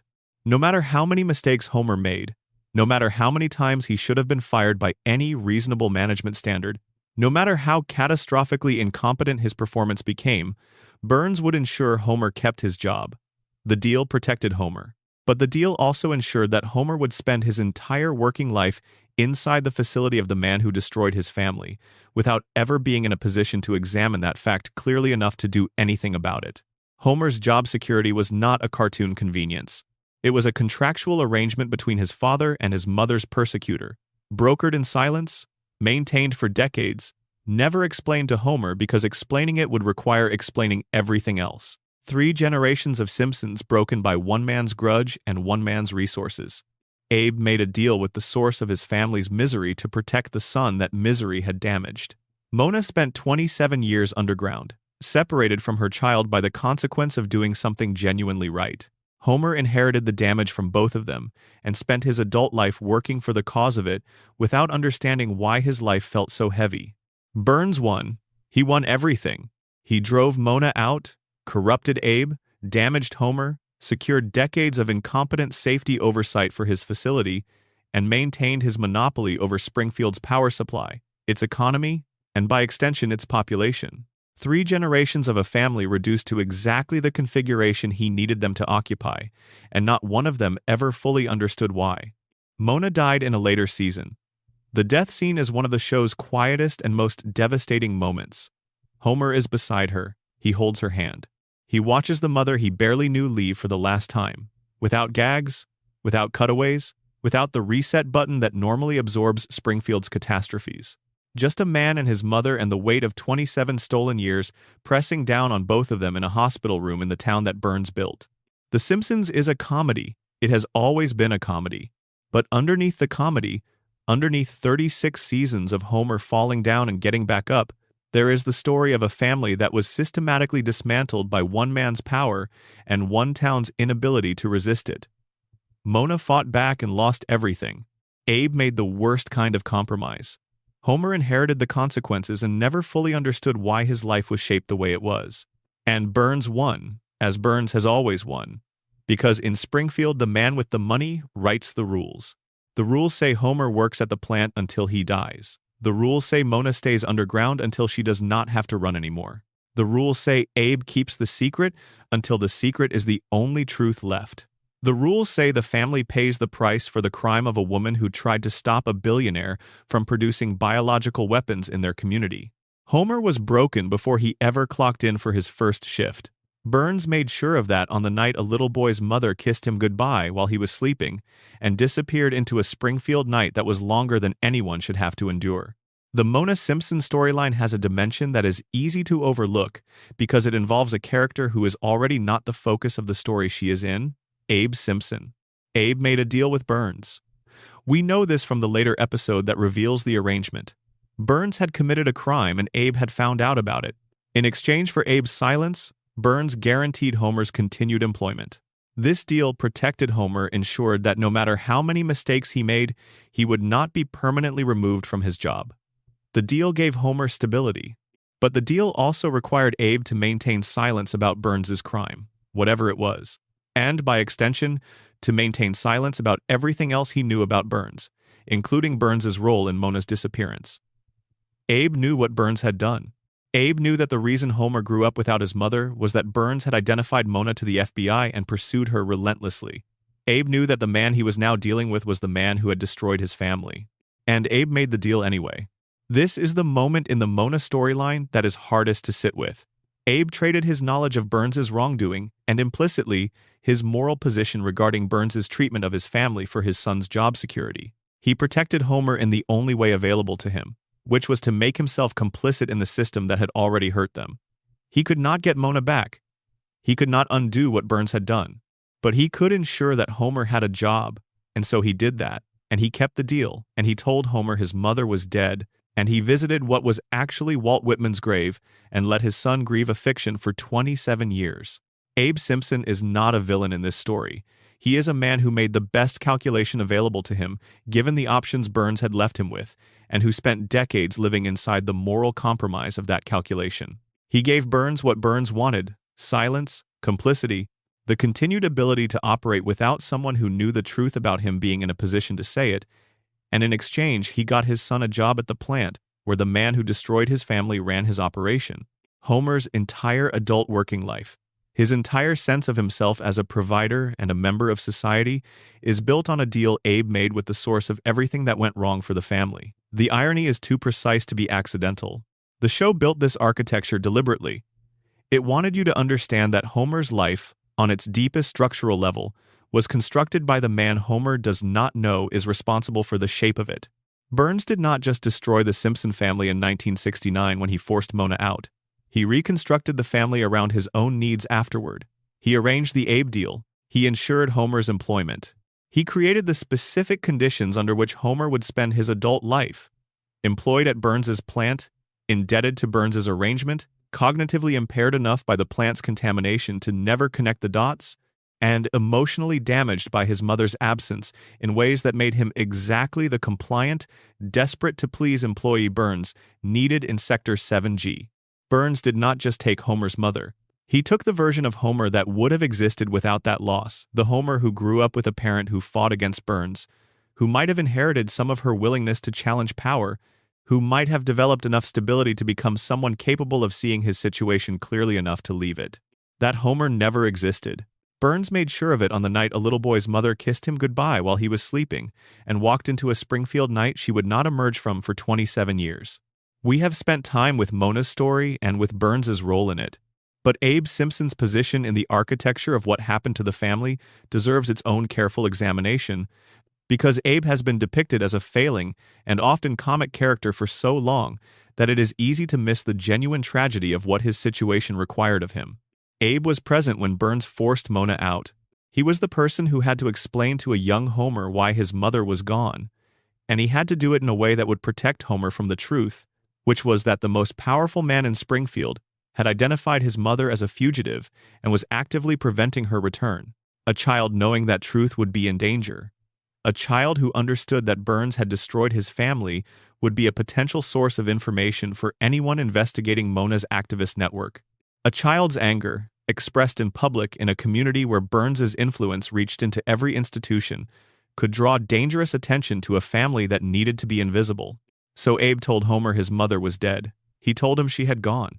He chose a story that would produce grief, because grief is a manageable emotion in children, over a story that would produce anger and curiosity, and the kind of questions that Abe could not safely answer without putting both of them at risk.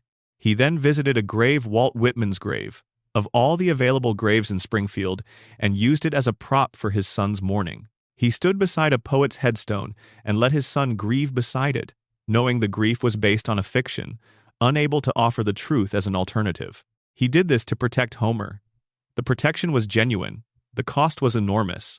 Abe spent the next several decades watching his son's personality form around the absence he had created, watching the specific psychological damage that maternal loss in childhood produces play out across Homer's entire adult life, knowing that the damage was based on a lie he had told, unable to correct the lie without endangering the people the lie was designed to protect. And then he made the deal with Burns. Burns had committed a crime and Abe knew about it.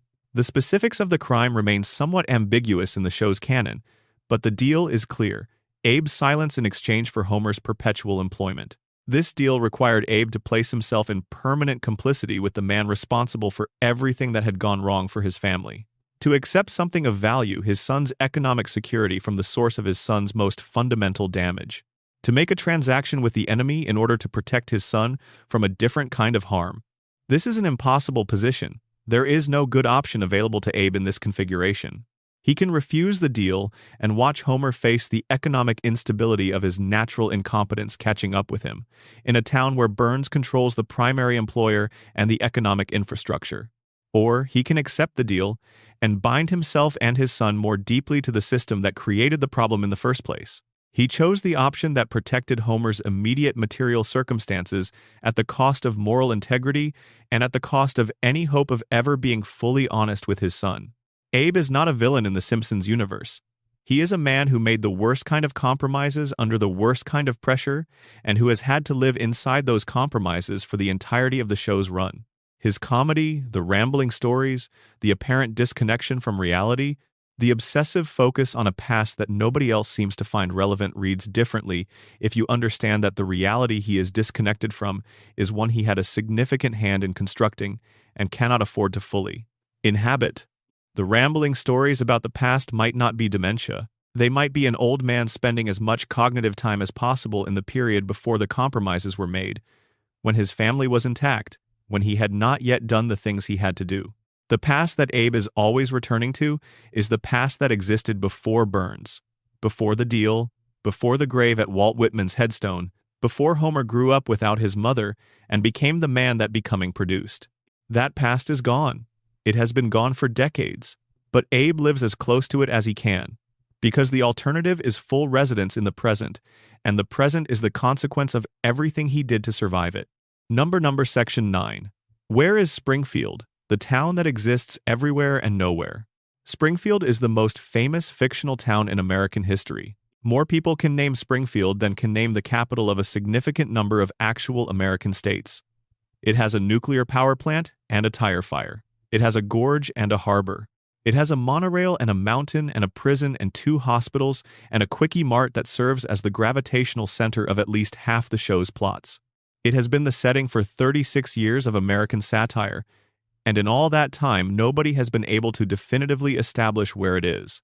This is not an oversight, it is not a failure of world building, it is a choice, sustained deliberately across 3.5 decades, maintained even when the show's own creator appeared to provide a definitive answer and the writers immediately went back to undermining it.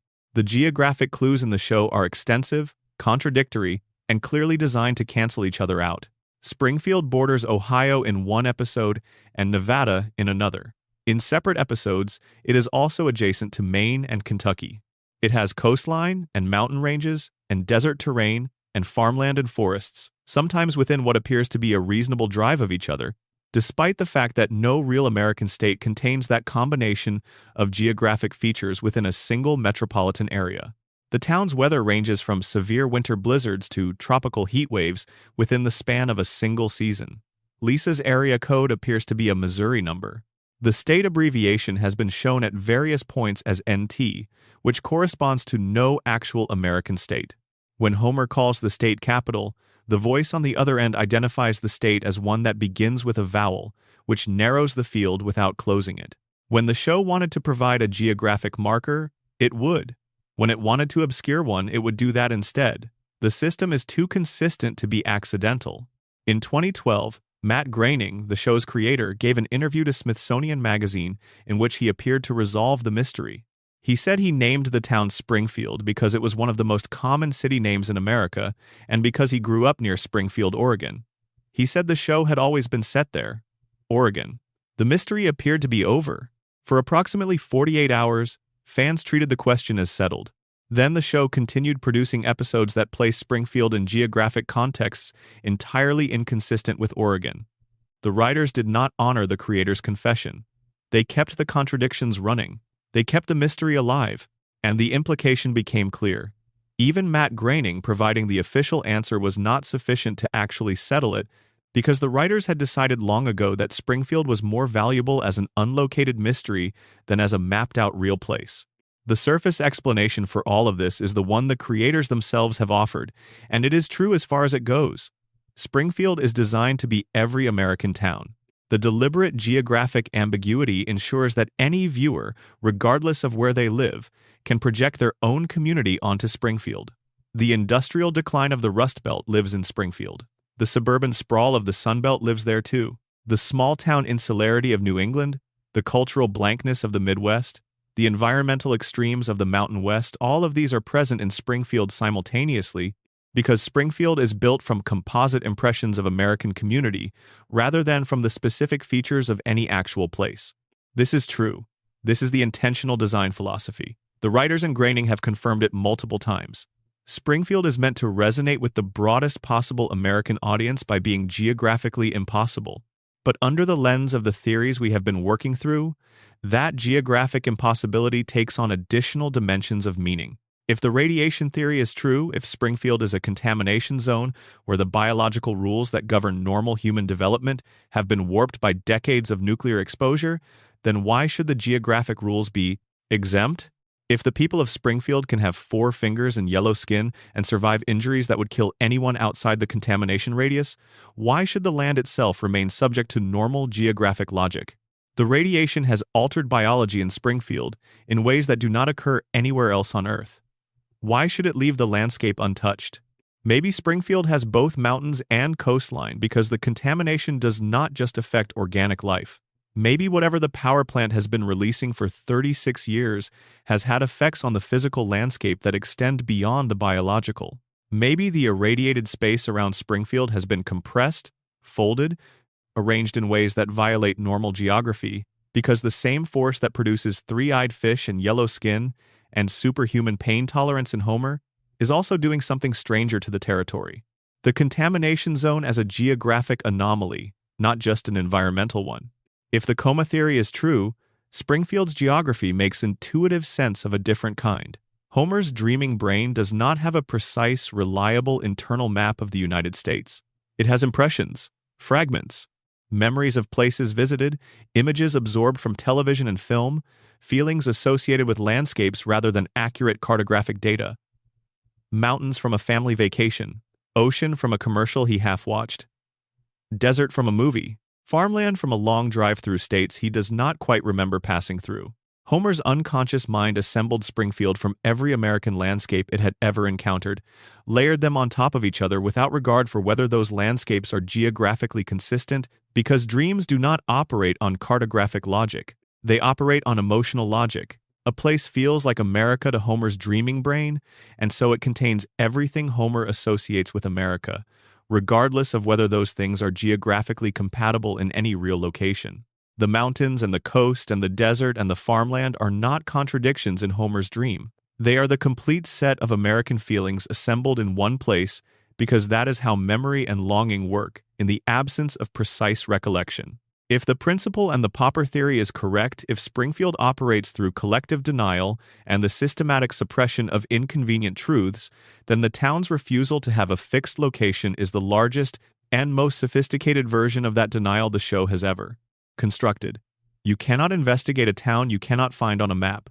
You cannot bring federal charges against a nuclear power plant if the state it is located in keeps changing between episodes. You cannot hold any entity in Springfield accountable for anything if the jurisdictional framework governing that accountability is perpetually undefined. Springfield's geographic uncertainty is a legal shield.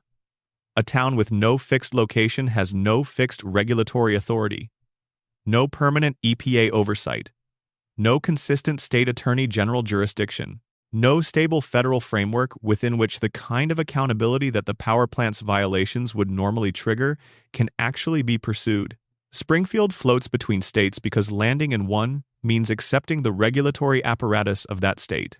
Landing means someone shows up with a badge and a mandate and starts asking questions about the three-eyed fish and the cracked cooling towers and the billionaire who remembers events from before the First World War. Floating is safer.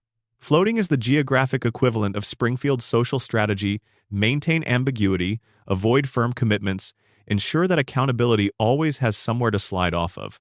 The episode Behind the Laughter, the Season 12 mockumentary about the Simpson family, provides one of the show's rare apparent geographic commitments. In the original broadcast, the family is identified as being from northern Kentucky. The answer seemed definitive. But in syndicated reruns, the location was changed. The same episode, the same footage, the same show but different answers depending on which version you watch and which platform you encounter it on. The show gave you the truth and then changed the truth. Even when Springfield appeared to have a definitive location, that location was not stable. It shifted, it mutated, it refused to stay in place, just like everything else in Springfield refuses to stay in place. Every state in the Union has at some point been advanced as the real location of Springfield.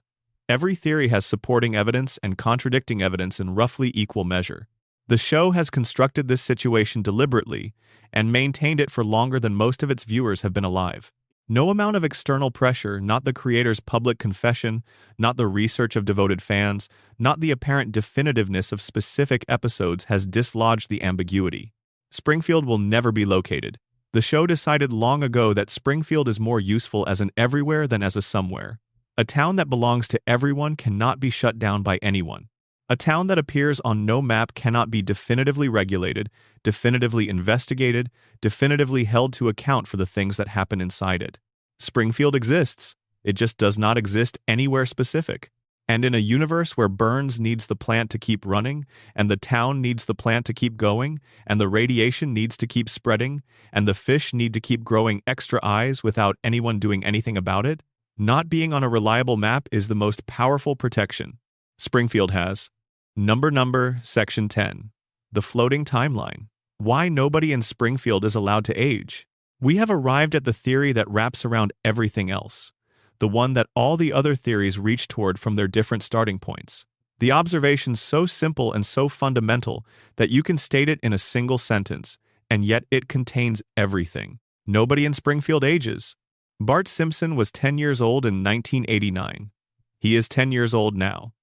Lisa was 8 then, she is 8 now. Maggie was 1, she is still 1. Homer and Marge were in their mid-30s and they remain, by every visual and narrative indicator, in their mid-30s. 36 years have passed in the real world. 0 years have passed on Evergreen Terrace. The industry term for this is a floating timeline. The mechanics are straightforward enough. The show's present is always the viewer's present. When an episode aired in 1993, the characters were living in 1993. When an episode airs in 2025, they are living in 2025. The technology they use changes with the real world. The cultural references update. The background details shift to reflect whichever year the episode is being broadcast in. But the characters do not age. They are locked at the ages they occupied when the series began, and they occupy those ages regardless of how many years accumulate around them. This is standard practice for long-running animated shows. Most viewers accept it as a feature of the medium rather than as something requiring explanation. But The Simpsons has been running long enough that the floating timeline has generated contradictions so large, so mathematically irreconcilable, that they have started to crack the surface of the show's internal reality. The most obvious problem is Homer and Marge's backstory. When the show began, their shared history was anchored to the late 1970s and early 1980s. They met in high school, fell in love, and the details of their courtship, the music, the fashion, the cultural touchstones were specific to that era. This made sense for parents in their mid-30s in the late 1980s. The math worked, but as the floating timeline dragged the present forward, the backstory had to move with it. If Homer and Marge are still in their mid-30s in 2025, they did not meet in 1980. They met sometime around 2005, which means their high school years were not defined by Watergate and disco. They were defined by MySpace and early YouTube. Their formative cultural experiences were not the ones the show originally gave them. The show has addressed this explicitly through flashback episodes that retell Homer and Marge's origin story in updated form. Their youth has been reimagined at least 4 separate times, each version placing their formative years in a different decade. They were depicted as young adults during the late 1980s grunge era, then during the 1990s, then with millennial cultural touchstones. The love story is the same in each version. The characters are the same, but the era keeps sliding forward to maintain the mathematical fiction of the floating timeline, which means Homer and Marge do not have a fixed past. Their history is a document that gets revised every few years to match whatever arithmetic the current episode requires. They do not have memories. They have drafts. Now bring all the theories we have discussed to bear on this. The coma theory says nobody ages because they exist inside the frozen mind of an unconscious man. Homer's brain cannot imagine his children growing older because he was not present to witness that growth. His internal model of his family was locked at the moment the vending machine fell in April 1993, and the dream runs on that model without being able to update it, because updating would require input that Homer's coma state cannot receive. The floating timeline is not a narrative convenience in this reading. It is the defining characteristic of what a coma dream is. A loop, a preserved moment. The same family at the same ages in the same house, cycling through variations of the same kinds of experiences, unable to advance because the brain generating them is not advancing. The radiation theory says nobody ages because their biology has been altered at the cellular level by decades of exposure to the power plant's output. Whatever the contamination has done to the residents of Springfield, it has done something to the normal mechanisms of aging as well. The same mutation that gives Homer superhuman pain tolerance and gives Maggie superhuman intelligence and produces Santa's little helper's abnormal eyes and gives Blinky a third eye, that mutation has also, in the residents of Springfield, disrupted the cellular processes that normally drive biological aging.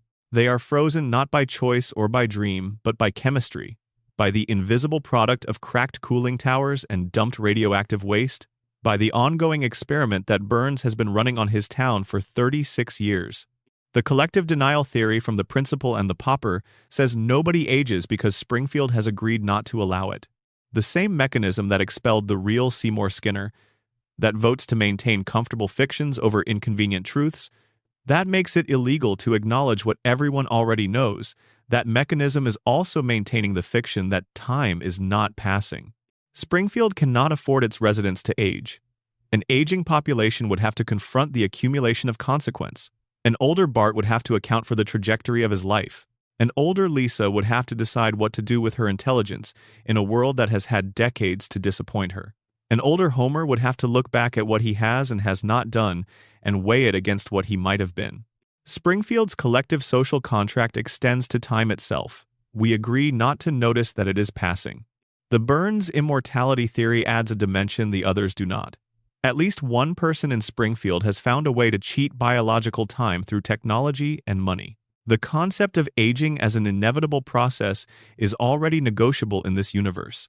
Burns has demonstrated that with sufficient resources and sufficient infrastructure, the normal rules about how time affects the body can be suspended indefinitely. If one person in Springfield can do this, The logic of the universe the show has constructed allows for the possibility that the town itself has been touched by the same suspension, that whatever Burns built has extended its effects beyond the individual to the community.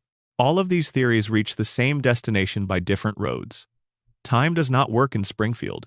Something radiation, coma dream, collective agreement, the warping effect of extreme wealth applied to the problem of biological aging has broken the normal flow of time for everyone who lives in the town. The floating timeline is not a production convenience. It is a symptom of something having gone fundamentally wrong with the relationship between Springfield and time. The show has imagined its characters aging. It can do it when it chooses to. The season 6 episode Lisa's Wedding flashes forward to show Lisa as a young adult, engaged to be married, a person who has grown into the woman the show has always implied she would become. The episode is detailed and emotionally specific. Lisa is intelligent and principled and lonely, and searching for connection in a world that does not quite know what to do with her. The episode is evidence that the writers can write these characters as adults when they want to. They can imagine the futures, but they choose not to inhabit them. The flash forward is a single episode, a glimpsed alternative, a window that closes at the end of the hour. Lisa returns to 8 years old. Bart returns to 10. The future is sealed back up and the permanent present resumes, as though the glimpse never happened. The show can imagine growth. It refuses to permit it. This refusal is the thesis. Not just about the show, but about the show's relationship with its audience, and about what that relationship says about the culture the show has been depicting for 36 years. The Simpsons is the American family. More precisely, it has been the image of the American family for longer than any other fictional household in the history of the medium. The Simpsons have occupied that position messy, chaotic, loving, dysfunctional, indestructible since before most of their current audience was born. They are a cultural fixture in the way that very few fictional creations ever become, embedded in the collective imagination as a reference point for what family means, what middle-class American life means, what the particular texture of ordinary domestic existence feels like. And the American family, as the show depicts it, cannot be allowed to change. The structure must hold. Homer must remain middle-aged and employed and hapless. Marge must remain patient and devoted and quietly frustrated. Bart must remain rebellious and mischievous and fundamentally incapable of learning. Lisa must remain idealistic and brilliant and perpetually overlooked. Maggie must remain silent and watchful and small enough to carry. Because the moment the Simpson family ages, the moment Bart goes to college and gets a job and figures out who he is outside the context of his childhood pranks, the moment Lisa moves away and finds people who actually appreciate her, the moment Maggie speaks and walks and becomes a full person with her own story, separate from the family's, the moment any of that happens, the show is not a comedy anymore. It becomes an elegy, a story about a family that used to be exactly this, that once sat on a yellow couch and laughed together and fought together and came home to each other every evening, and that eventually, as all families do, became something different, something older, something that spread out into the world and left the house on Evergreen Terrace empty. America does not want that story. Not on Sunday nights. Not from The Simpsons. America wants the version where the kids are always young, and the parents are always together, and the house always looks the same, and the couch gag always plays, and the beer is always cold, and nobody ever has to say goodbye. America wants to be able to turn on the television and find them exactly as they were left. The Simpson family as a cultural constant. An anchor. A guarantee that some version of this particular ordinary life is always running, always available, always right there on Channel 12 or wherever the cable listings put Fox this season. The flooding timeline is not a lazy narrative choice. It is the show's most precise statement about its own function in American culture. The Simpsons is frozen in time because the audience needs it to be. Because the show has become something beyond entertainment, it has become a preservation mechanism. A way of holding one version of American family life in amber, while everything outside that amber changes at a pace that is genuinely difficult to absorb. As long as Bart is 10 and Lisa is 8 and Homer is coming home from the plant at 5:30, something is stable, something is where it was left.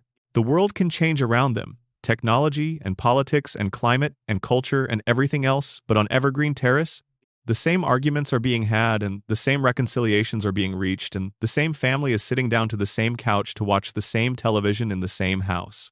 The loop is not their prison. It is ours. We built it. We keep it running by watching. Every time we tune in, Every time we laugh at a joke that aired before some of us were born, every time we quote a line from a season that ended 20 years ago, we tighten it a little more. We make it a little harder for the Simpsons to escape the amber we have poured around them. Because if they escape, if the timeline stops floating and starts landing, if Bart turns 11 and Lisa turns 9 and Maggie finally says her second word and means it, then the show has to end. And the show ending means admitting that the thing it represented, the version of ordinary American life it has been depicting and preserving and satirizing and loving for 36 years, was always temporary, was always fragile, was always one birthday away from becoming something else, something we might not recognize, something that does not sit on a yellow couch and laugh in quite the same way. Time stopped in Springfield because we stopped it. We pressed pause in 1989 and held the button down for 36 years. And here we are, still watching, waiting for something to change, knowing nothing will change, keeping the loop running because the alternative is letting go of something we cannot quite name but cannot bring ourselves to release.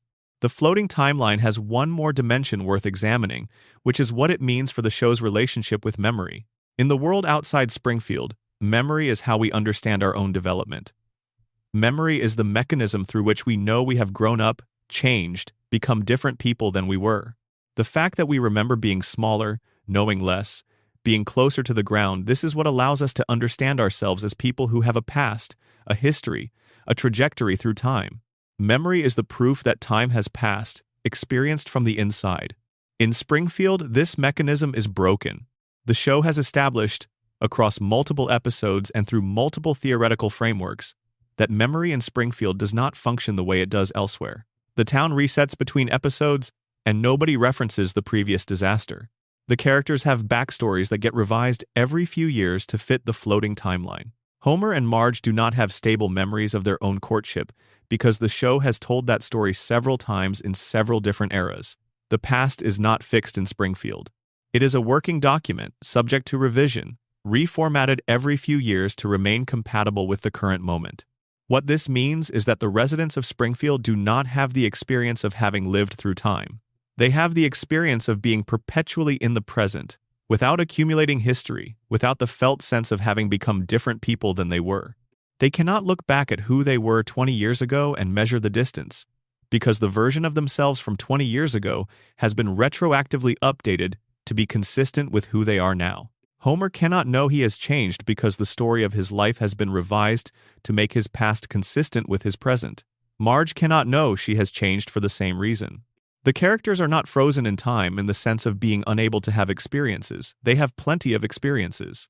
They are frozen in the sense of being unable to accumulate those experiences into a coherent personal history. Each episode is complete in itself and then largely gone, contributing nothing durable to the character's internal record. This is, in the most literal possible sense, a description of severe anterograde amnesia, the inability to form new long-term memories. The residents of Springfield can function in the moment, can engage with the immediate present, can have all the experiences the episodes give them. They simply cannot carry those experiences forward in a way that accumulates into the experience of having a personal history. The radiation theory, again, has an explanation. Chronic neurological damage from long-term radioactive exposure does not uniformly reduce all cognitive functions. It can produce specific deficits and the hippocampus. The brain structure most directly associated with the formation of long-term memories is among the structures most vulnerable to the particular kinds of damage that radiation produces. If the contamination from Burns's plant has been targeting the hippocampal function of Springfield's residents across decades of exposure, the result would look exactly like what the show depicts. A community that can function in the present but cannot build durable autobiographical memory, that resets emotionally after each crisis because the neurological architecture required to carry the weight of that crisis forward into the next episode has been compromised. The people of Springfield are not choosing to forget. They are forgetting because the part of their brain that stores the memories has been quietly damaged by the water they drink and the air they breathe, and the proximity to the reactor that their employer has never adequately contained. Burns knows this too. Of course he does. A population that cannot form durable memories of the crises they have experienced is a population that cannot build the institutional memory required to mount sustained opposition to anything. Every reform movement in Springfield collapses, not because the people stop caring, but because they cannot maintain the accumulated grievance and strategic thinking across enough time to see the movement through to its conclusion. The activism dissipates, the outrage fades. The next episode starts fresh. Burns has been running his operation in the specific cognitive environment that maximizes his operational freedom for over a century. He did not necessarily design that environment. The contamination may have been a side effect rather than a strategy at first. But he recognized it. He understood what it produced and he leveraged it, and he has been leveraging it ever since. The floating timeline is not just a production convention. It is the show's most precise structural description of what chronic neurological damage does to a community's relationship with time. Number section 11. The Body Count and the Broken Saint Hans Moleman and Ned Flanders. We have spent a long night in Springfield's deepest and strangest places. But before we close, there are two smaller mysteries worth sitting with. Two characters who never quite make it into the major theories but who carry their own quiet weight. Hans Moleman, the most frequently killed person in the history of American animation, and Ned Flanders, the nicest man in Springfield and possibly the saddest. Let us start with Moleman. If you have watched The Simpsons for any sustained period, you know Hans Moleman. He is the tiny, elderly, nearly blind man who appears in the background of Springfield scenes, usually to suffer. He gets hit by cars. He gets crushed by falling objects. He gets buried alive. He gets eaten by animals. He walks into traffic and disappears. He is set on fire. He falls from heights. He is struck by lightning. He is, by conservative count, the most frequently killed recurring character in the history of American animation, and the show kills him in regular canonical episodes, not dream sequences, not holiday specials, not the explicitly supernatural Treehouse of Horror anthology. Ordinary episodes. Moleman dies and then appears in the next episode, completely fine, without explanation or acknowledgement. Most longtime viewers have made peace with this as a running gag. Moleman dies a lot. It is dark. It is funny. Do not examine it too closely. But under the framework of the theories we have spent this night exploring, Moleman's repeated deaths are not a background joke. They are one of the most disturbing details in the entire show. Under the radiation theory, Moleman could represent the most extreme mutation in Springfield. A man whose biology has been so fundamentally altered by the power plant's output that his cellular structure can reconstitute itself after fatal trauma. The difference between Moleman and Homer is notable. Homer endures damage and heals. Moleman actually dies. His body ceases to function. And then he comes back, as if biological death in Springfield is a temporary condition for certain residents. A state that his mutated physiology can reverse through some process the show depicts without explaining. Springfield's contamination has produced in Moleman not just the mutations visible in the Simpson family, but something more radical. An inadvertent biological immortality that works by dying and returning rather than by not dying at all. Under the coma theory, Moleman is a background process in Homer's dream, a filler character that Homer's unconscious mind does not maintain with sufficient care to keep alive between scenes. Homer's dreaming brain creates him when the scene requires a certain kind of background presence and discards him when the scene is over. The deaths are not deaths, they are the dream, clearing out characters it no longer needs and then regenerating them when the narrative calls for them again. Moleman is furniture. Furniture that Homer's mind occasionally breaks and then reassembles because the dream needs him there for the next shot. Under the collective denial theory, Moleman's deaths are simply another thing Springfield has agreed not to notice.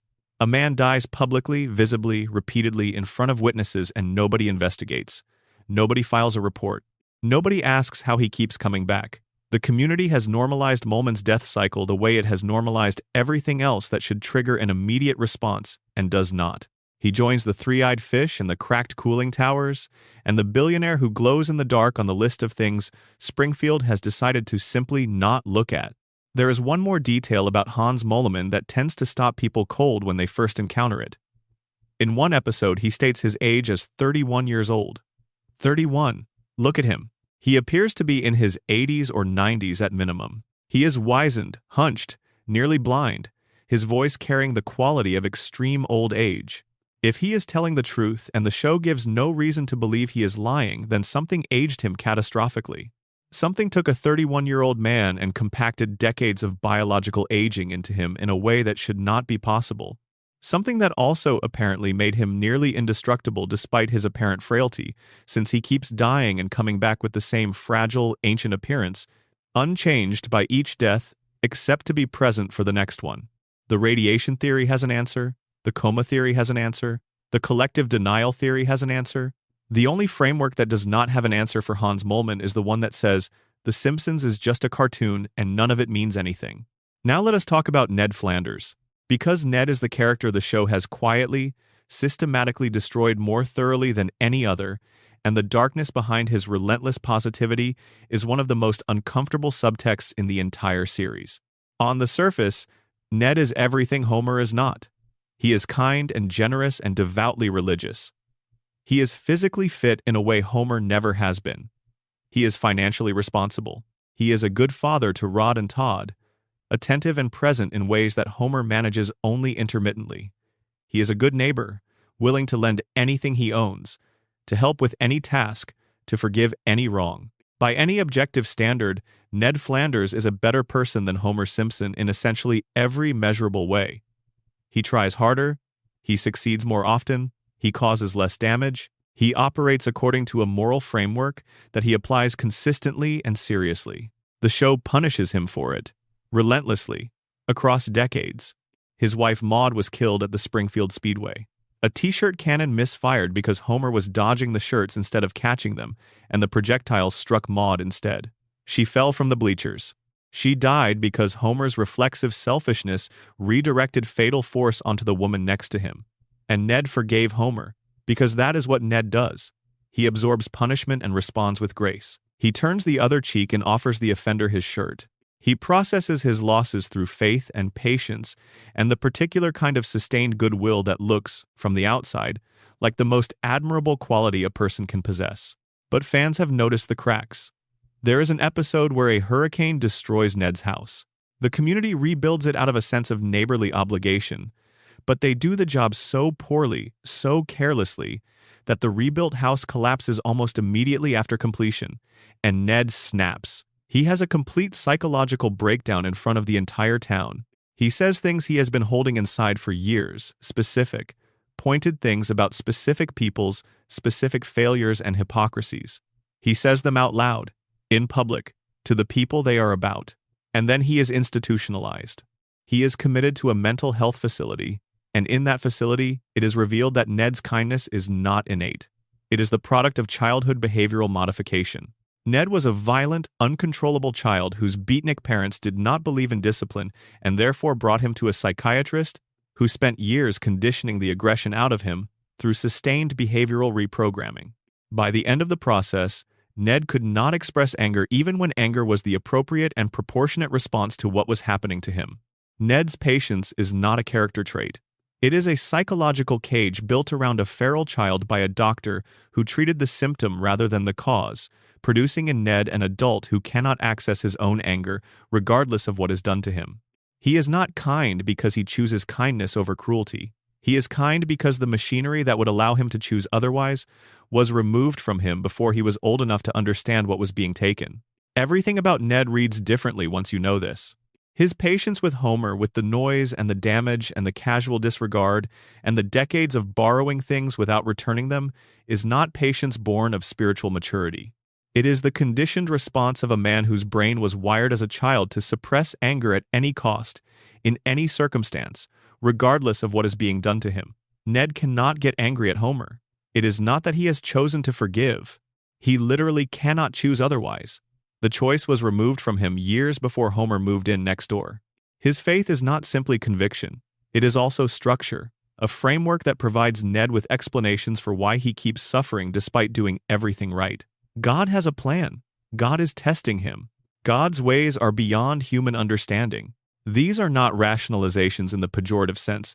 They are genuine attempts by a genuinely devout person to make sense of a life in which the moral ledger consistently fails to balance. Ned does good. Ned suffers. Ned does more good. Ned suffers more. The faith framework allows him to defer the question of why this keeps happening to an authority whose reasoning is beyond question. When the conditioning fails, when the hurricane and the collapsed house and the accumulated weight of decades push Ned past the threshold that the childhood programming was designed to hold, What emerges underneath is not a monster. It is a person in bottomless despair. It is a man who has spent his entire life doing everything that was asked of him, performing every virtue he was taught to perform, and who has received in return a dead wife, a destroyed house, a neighbor who will never appreciate him, and losses that accumulate without apparent end. The show knows what Ned is carrying. It has shown you the snap, the hospitalization, the revelation of the conditioning. It has given you the subtext and then covered it with the comedy of Ned's vocabulary and his sweaters and his particular flavor of earnest religiosity. But the subtext is there for whoever chooses to look at it. And then there is the theological dimension, which is the detail that makes Ned's story the most honest thing the show has ever constructed about the relationship between goodness and reward. God talks to Homer. Twice, across the show's run, Homer has direct, explicit, two-way communication with God. Face-to-face, conversational. God appears to Homer, and they speak, and Homer's questions receive answers. Homer, who sleeps through church, who takes his faith lightly in every sense, who has no consistent religious practice and a moral record that would give any deity pause. Homer is the character who gets divine attention. The drunk who falls asleep in the pews gets a personal audience. God is available to Homer in a way that he is not available to anyone else in Springfield. Ned prays. Ned attends church every week without fail. Ned has built his entire life around the framework of faith, organized every decision according to its principles, absorbed every loss through its lens, and sought its comfort at every point of despair. Ned talks to God constantly. God does not talk back, not once. In 36 years of the most devout and consistent religious practice depicted in the show, Ned has never received the kind of direct divine engagement that Homer received twice without particularly seeking it.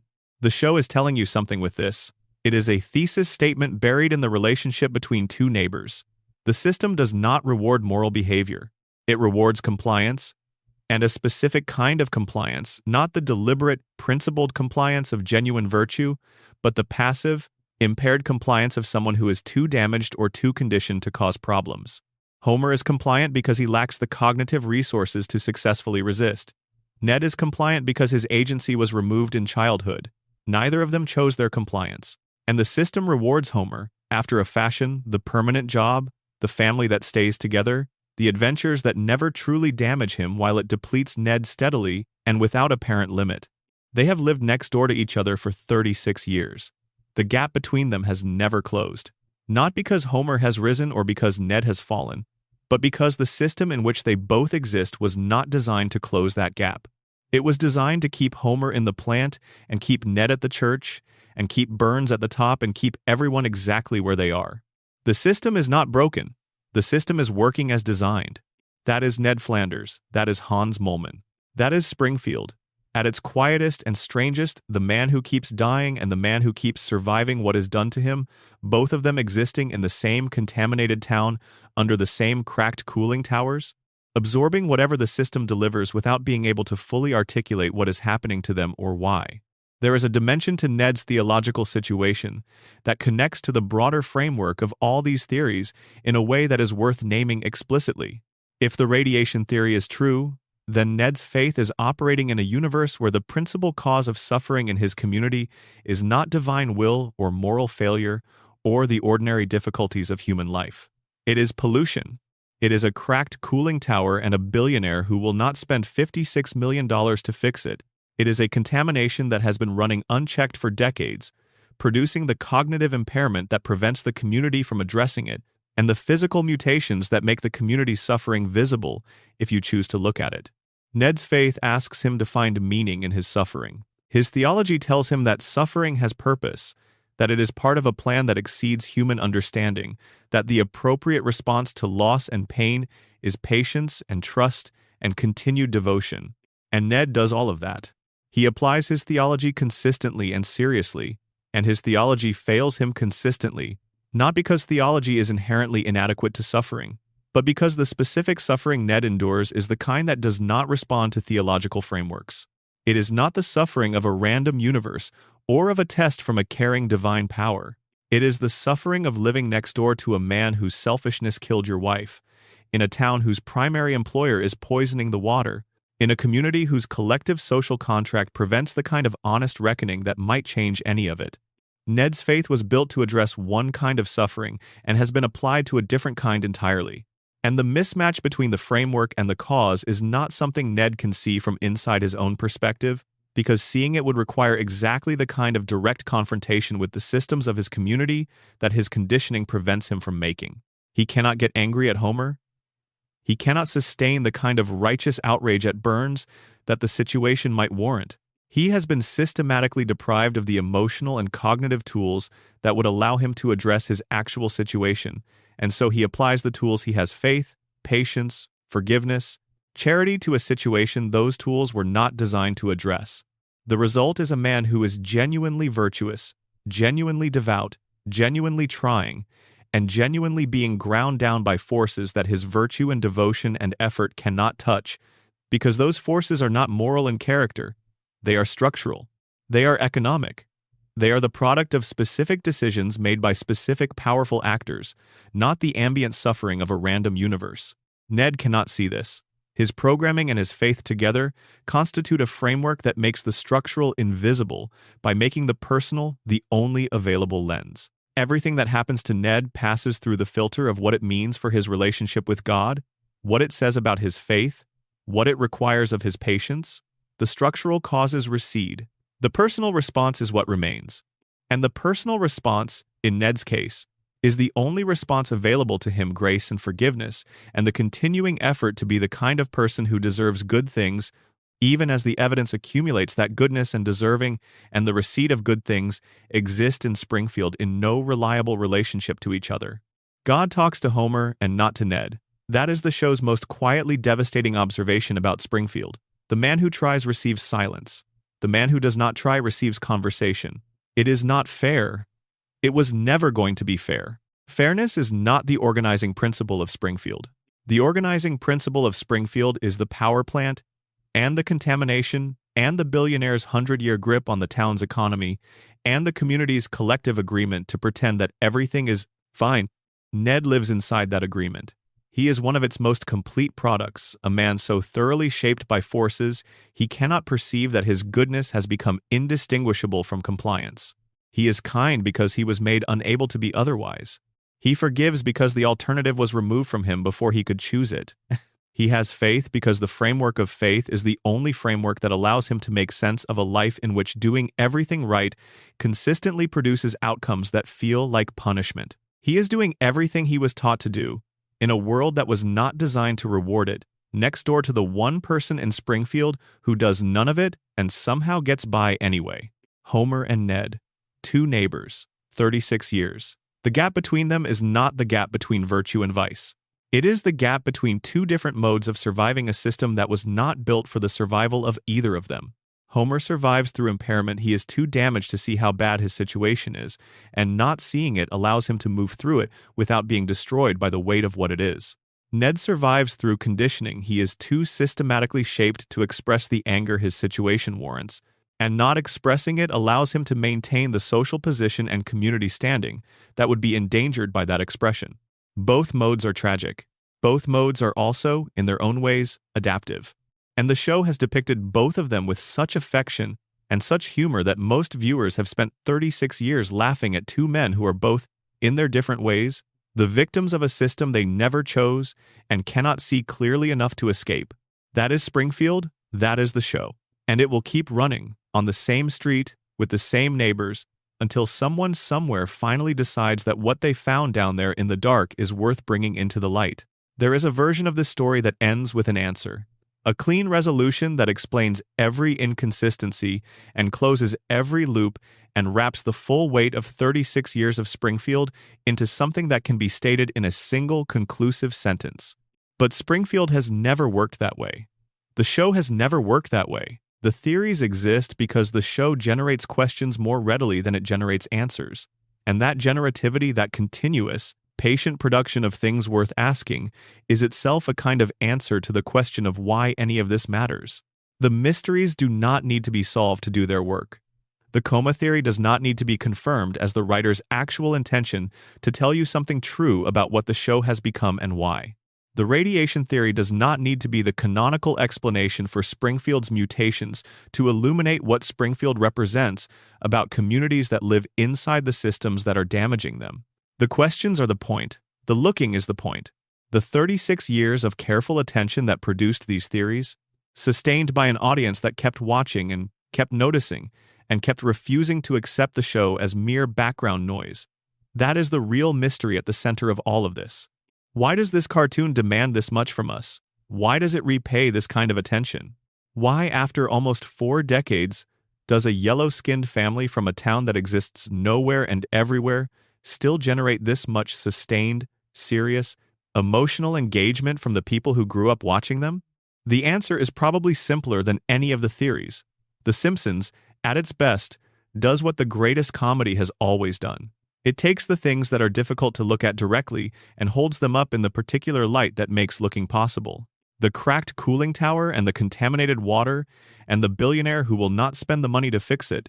The family held together by love and proximity and economic necessity in the specific proportions that actual families are held together. The community's remarkable capacity for collective forgetting, which is also a capacity for collective survival. The gap between the life being lived and the life that could have been lived under different circumstances, which is a gap that every person who has ever paid attention to their own existence knows in their own way. The show puts those things in Springfield and makes them funny, and the funny makes them bearable, and the bearable makes them visible, and the visible makes them something you can think about and talk about and build theories around at 2 in the morning when the rest of the house is quiet and the screen is the only light. That is what Springfield is for. Conclusion. What we found down here. We have spent a long night in Springfield. We traced the radiation from the cracked cooling towers through the water and into the bodies of every yellow-skinned, four-fingered resident. We followed Homer into the hospital in April 1993 and sat with the possibility that the man never left. We reopened the Burns shooting and examined the evidence that the official answer was convenient rather than correct. We looked at Burns himself and understood what it actually costs and what it actually takes to be too expensive to die. We watched a town vote to exile the truth and make it illegal to mention. We sat with Maggie in the quiet and tried to understand what she might be waiting for. We measured the predictions against the evidence and found something stranger than prophecy and more honest than coincidence. We followed Mona Simpson into hiding and understood what her absence cost 3 generations of the family that formed around it. We searched for Springfield on a map and found it everywhere and nowhere simultaneously. We watched the timeline float above the ground it should be standing on and understood what it cost the audience to keep it there. And we spent the end of the night with a man who keeps dying and a man who keeps surviving what is done to him, both of them representing something the show has been saying quietly for decades. Every theory in this video is different. Everyone uses different evidence, different logic, different assumptions about what The Simpsons is and what it has been trying to say across 36 years and nearly 800 episodes. But every theory, when you follow it to its conclusion, arrives at the same place. Something is wrong in Springfield, something structural, something that goes deeper than cartoon convention or episodic reset or the standard conventions of animated storytelling. Whether it is the radiation or the coma or the collective denial or the billionaire's engineered immortality or some combination of all of them working together in a system that sustains itself through the damage it causes, something has broken the rules of reality in this town. And the show has been telling you this since the very first episode, not through dramatic revelation, through accumulation, through patience, through the slow layering of detail upon detail until the picture becomes something that cannot quite be unseen. The Simpsons does not hide its mysteries. It shows them to you every single week. The yellow skin and the cracked towers and the three-eyed fish and the man who glows in the dark and the baby who looked around to make sure no one was watching before she moved her pacifier. Like a trigger, all of it is there in the episodes, in the text, in the images the show has been producing and distributing and embedding in the cultural imagination for longer than most of the people watching it have been alive. The reason we do not see it is the same reason Springfield does not see it. We have watched for so long that we have normalized it. We have become the people who look at a three-eyed fish and say, well, that is just how things are around here. We press play and we go back to the town that does not age, and the family that does not change, and the house that always looks the same, and we accept the terms without reading them. But some people have always looked at Springfield and refused to accept the surface. The fan theories exist because some minds could not watch this show without noticing that the things being shown did not quite add up, and that the things that did not add up formed patterns, and that the patterns implied something the show had never said out loud. Those people dug, they connected. They asked the questions that the characters cannot ask because the characters are inside the loop, sealed in by the same forces the theories describe. And what they found is a Springfield that is stranger and sadder and more honestly rendered than the one the show presents at face value. A Springfield where Homer's stupidity is a wound left by a system that broke his family before he was old enough to understand what was being taken from him. Where Maggie's silence is the most strategically sophisticated thing anyone on Evergreen Terrace has ever done. Where Burns's immortality is what unchecked wealth looks like when it is applied without limit to the problem of staying alive. Where Marge's patience is the foundation that keeps everything from collapsing. Where Bart's rebellion is the only response available to someone who can feel that something is wrong without being able to identify what it is. And where Lisa, 8 years old and brilliant and perpetually overlooked, keeps asking questions that nobody around her wants to answer, because she is the only person in Springfield who has never stopped looking. That is the Springfield underneath Springfield. That is what 36 years of theories have built, piece by piece, from the evidence the show planted and the questions the show refused to answer. Why can we not let them go? Maybe because they are us. Maybe because Springfield is every town, which means it is our town, and the people in it are the people around us, and the billionaire at the center of it is not a cartoon villain but a recognizable type, and the contaminated water is not science fiction but a documented problem in places we know the names of. Maybe because Homer is our father, imperfect and loud and capable of genuine love in the moments when his limitations do not get in the way of it. Maybe because Marge is our mother, patient in ways that are sometimes admirable and sometimes alarming, holding a family together through sheer determined presence. Maybe because Bart is who we wanted to be before we understood the cost of not caring about consequences. Maybe because Lisa is who we should have been, or who we were before the world taught us that being right is not the same as being heard. Maybe because Maggie is the version of ourselves we keep hidden, watching everything, saying nothing, waiting for the right moment that never quite arrives. Or maybe it is simpler. Maybe we cannot let them go because letting them go means admitting that the years have passed, that we are older, that the world has moved while we were watching, that the couch we sat on as children while the theme music played is gone, sold, discarded, replaced by something that does not feel the same. And as long as the loop keeps running, as long as Bart is 10 and Lisa is 8 and Homer is coming home from the plant with a donut crumb on his shirt and something to feel vaguely guilty about, we do not have to admit any of that. We can sit down and turn on the television and go home to Evergreen Terrace, to Springfield, to the family that never changes in the town that never ages, in the show that never ends. That is why we are here, in the dark and the quiet, letting these theories wash over us like the particular kind of story that asks to be listened to rather than solved. Because Springfield in the late hours is something different from Springfield in the daylight. In the dark, with nowhere to be and nothing to do but let the voice carry you through the theories and the mysteries and the buried storylines, Springfield becomes something that belongs to the night. Something that settles into the space between wakefulness and sleep and stays there, turning slowly, like a question that is comfortable without an answer. So let it settle. Let the theories rest in whatever order they land.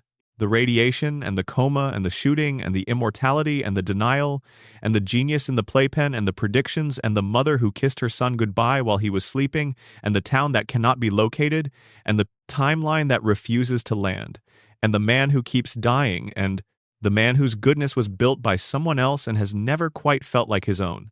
Let all of it settle. Springfield will be here when you come back. It always is. The loop keeps running. The couch is where it was left. The beer is still cold, and the kids are still young, and nobody on Evergreen Terrace has had to say goodbye yet. That is the whole point. Sleep well,